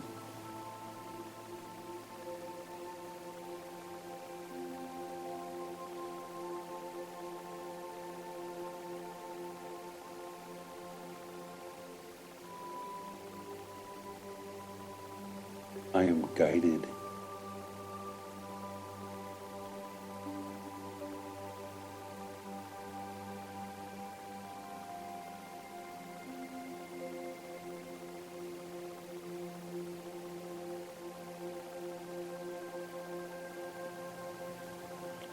I am not alone on this path.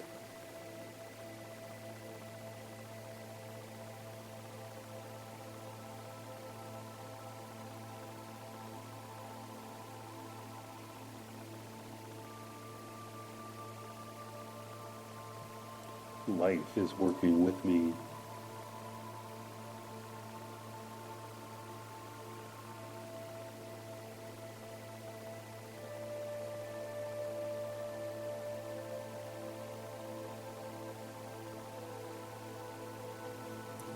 Life is unfolding for me.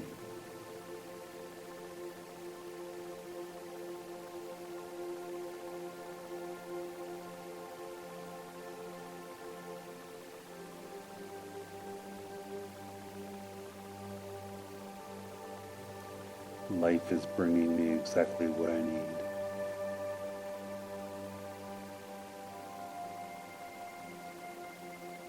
I'm okay.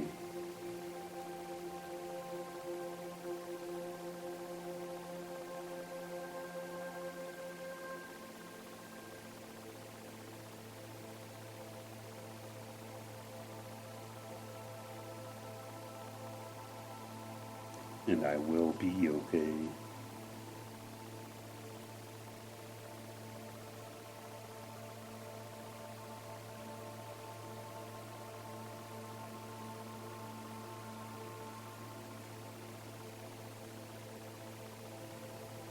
I am worthy.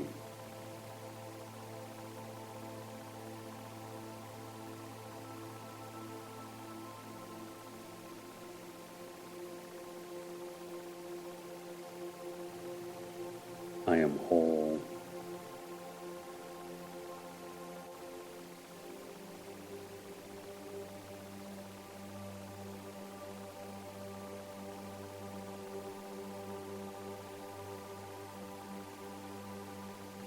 And I will have all that I desire.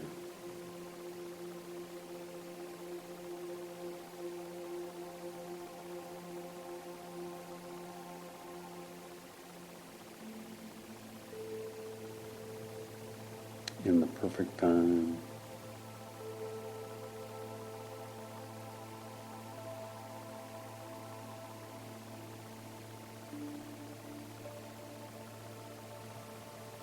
in the perfect way.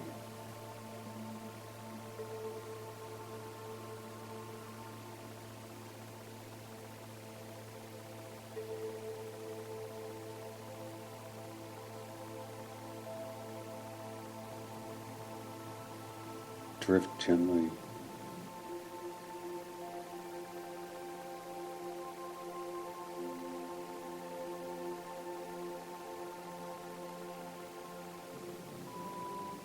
Rest deeply.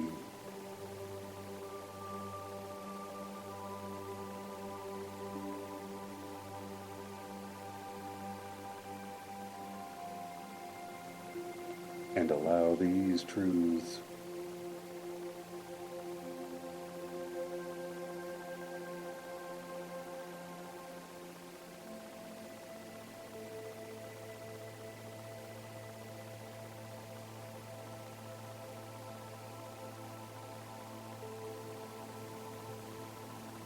to settle within you. I am safe.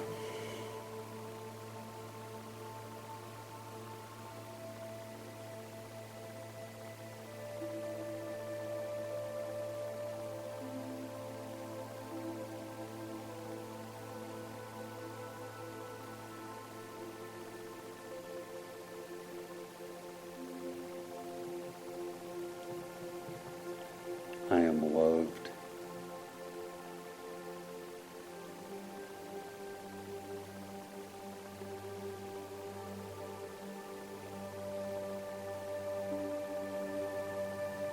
I am prosperous.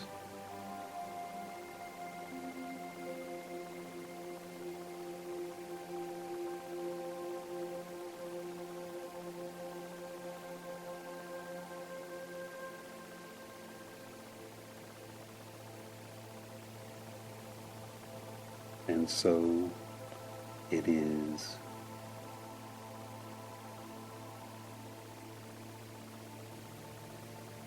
Sleep now.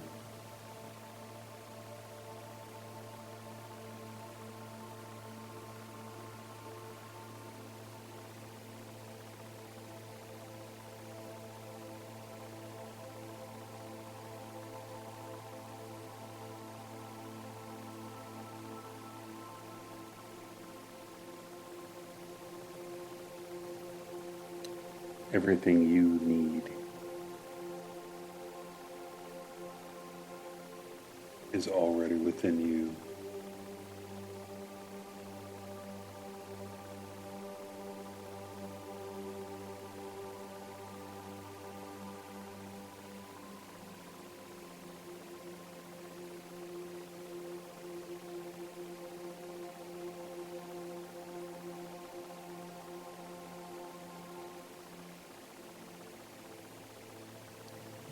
I welcome what is coming.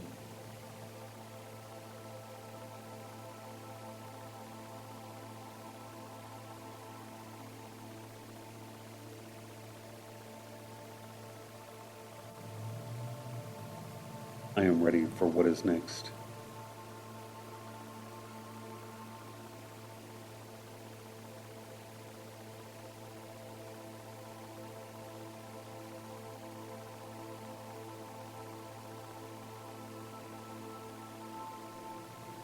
I receive what I have been waiting for.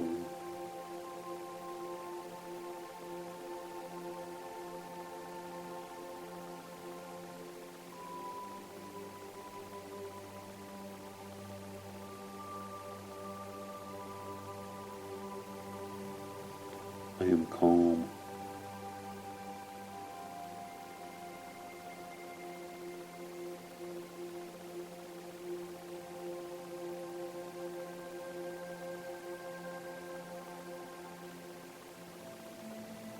I am grounded.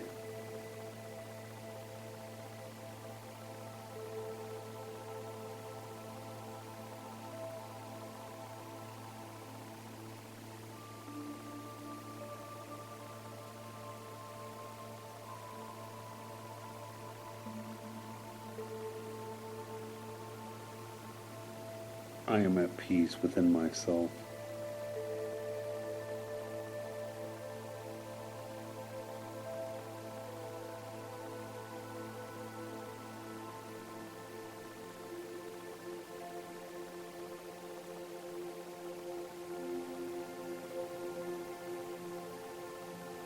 body is relaxing.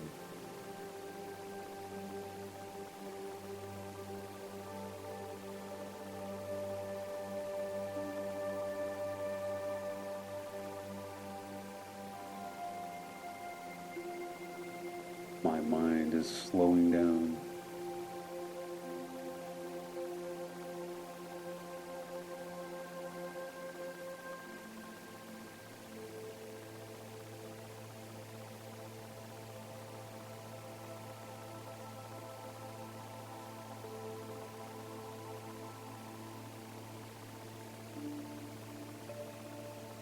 My thoughts are becoming quiet.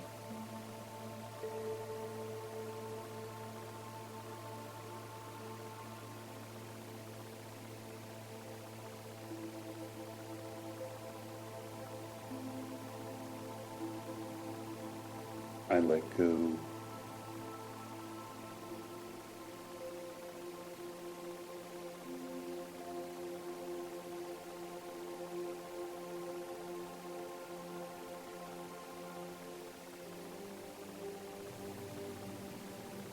I soften.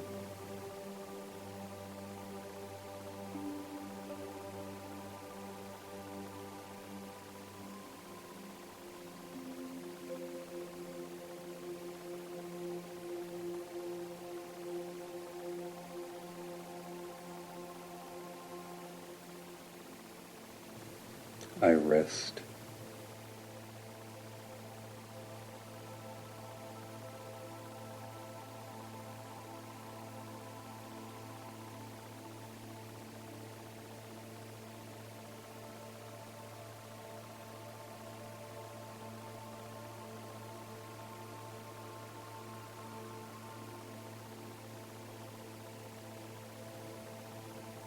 I am safe to relax.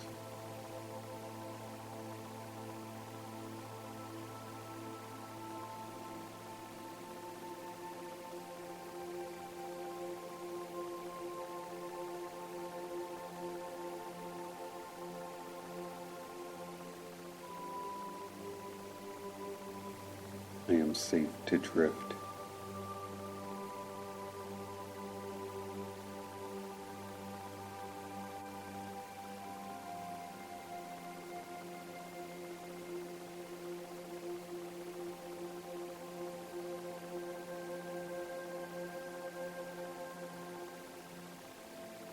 I am safe to sleep.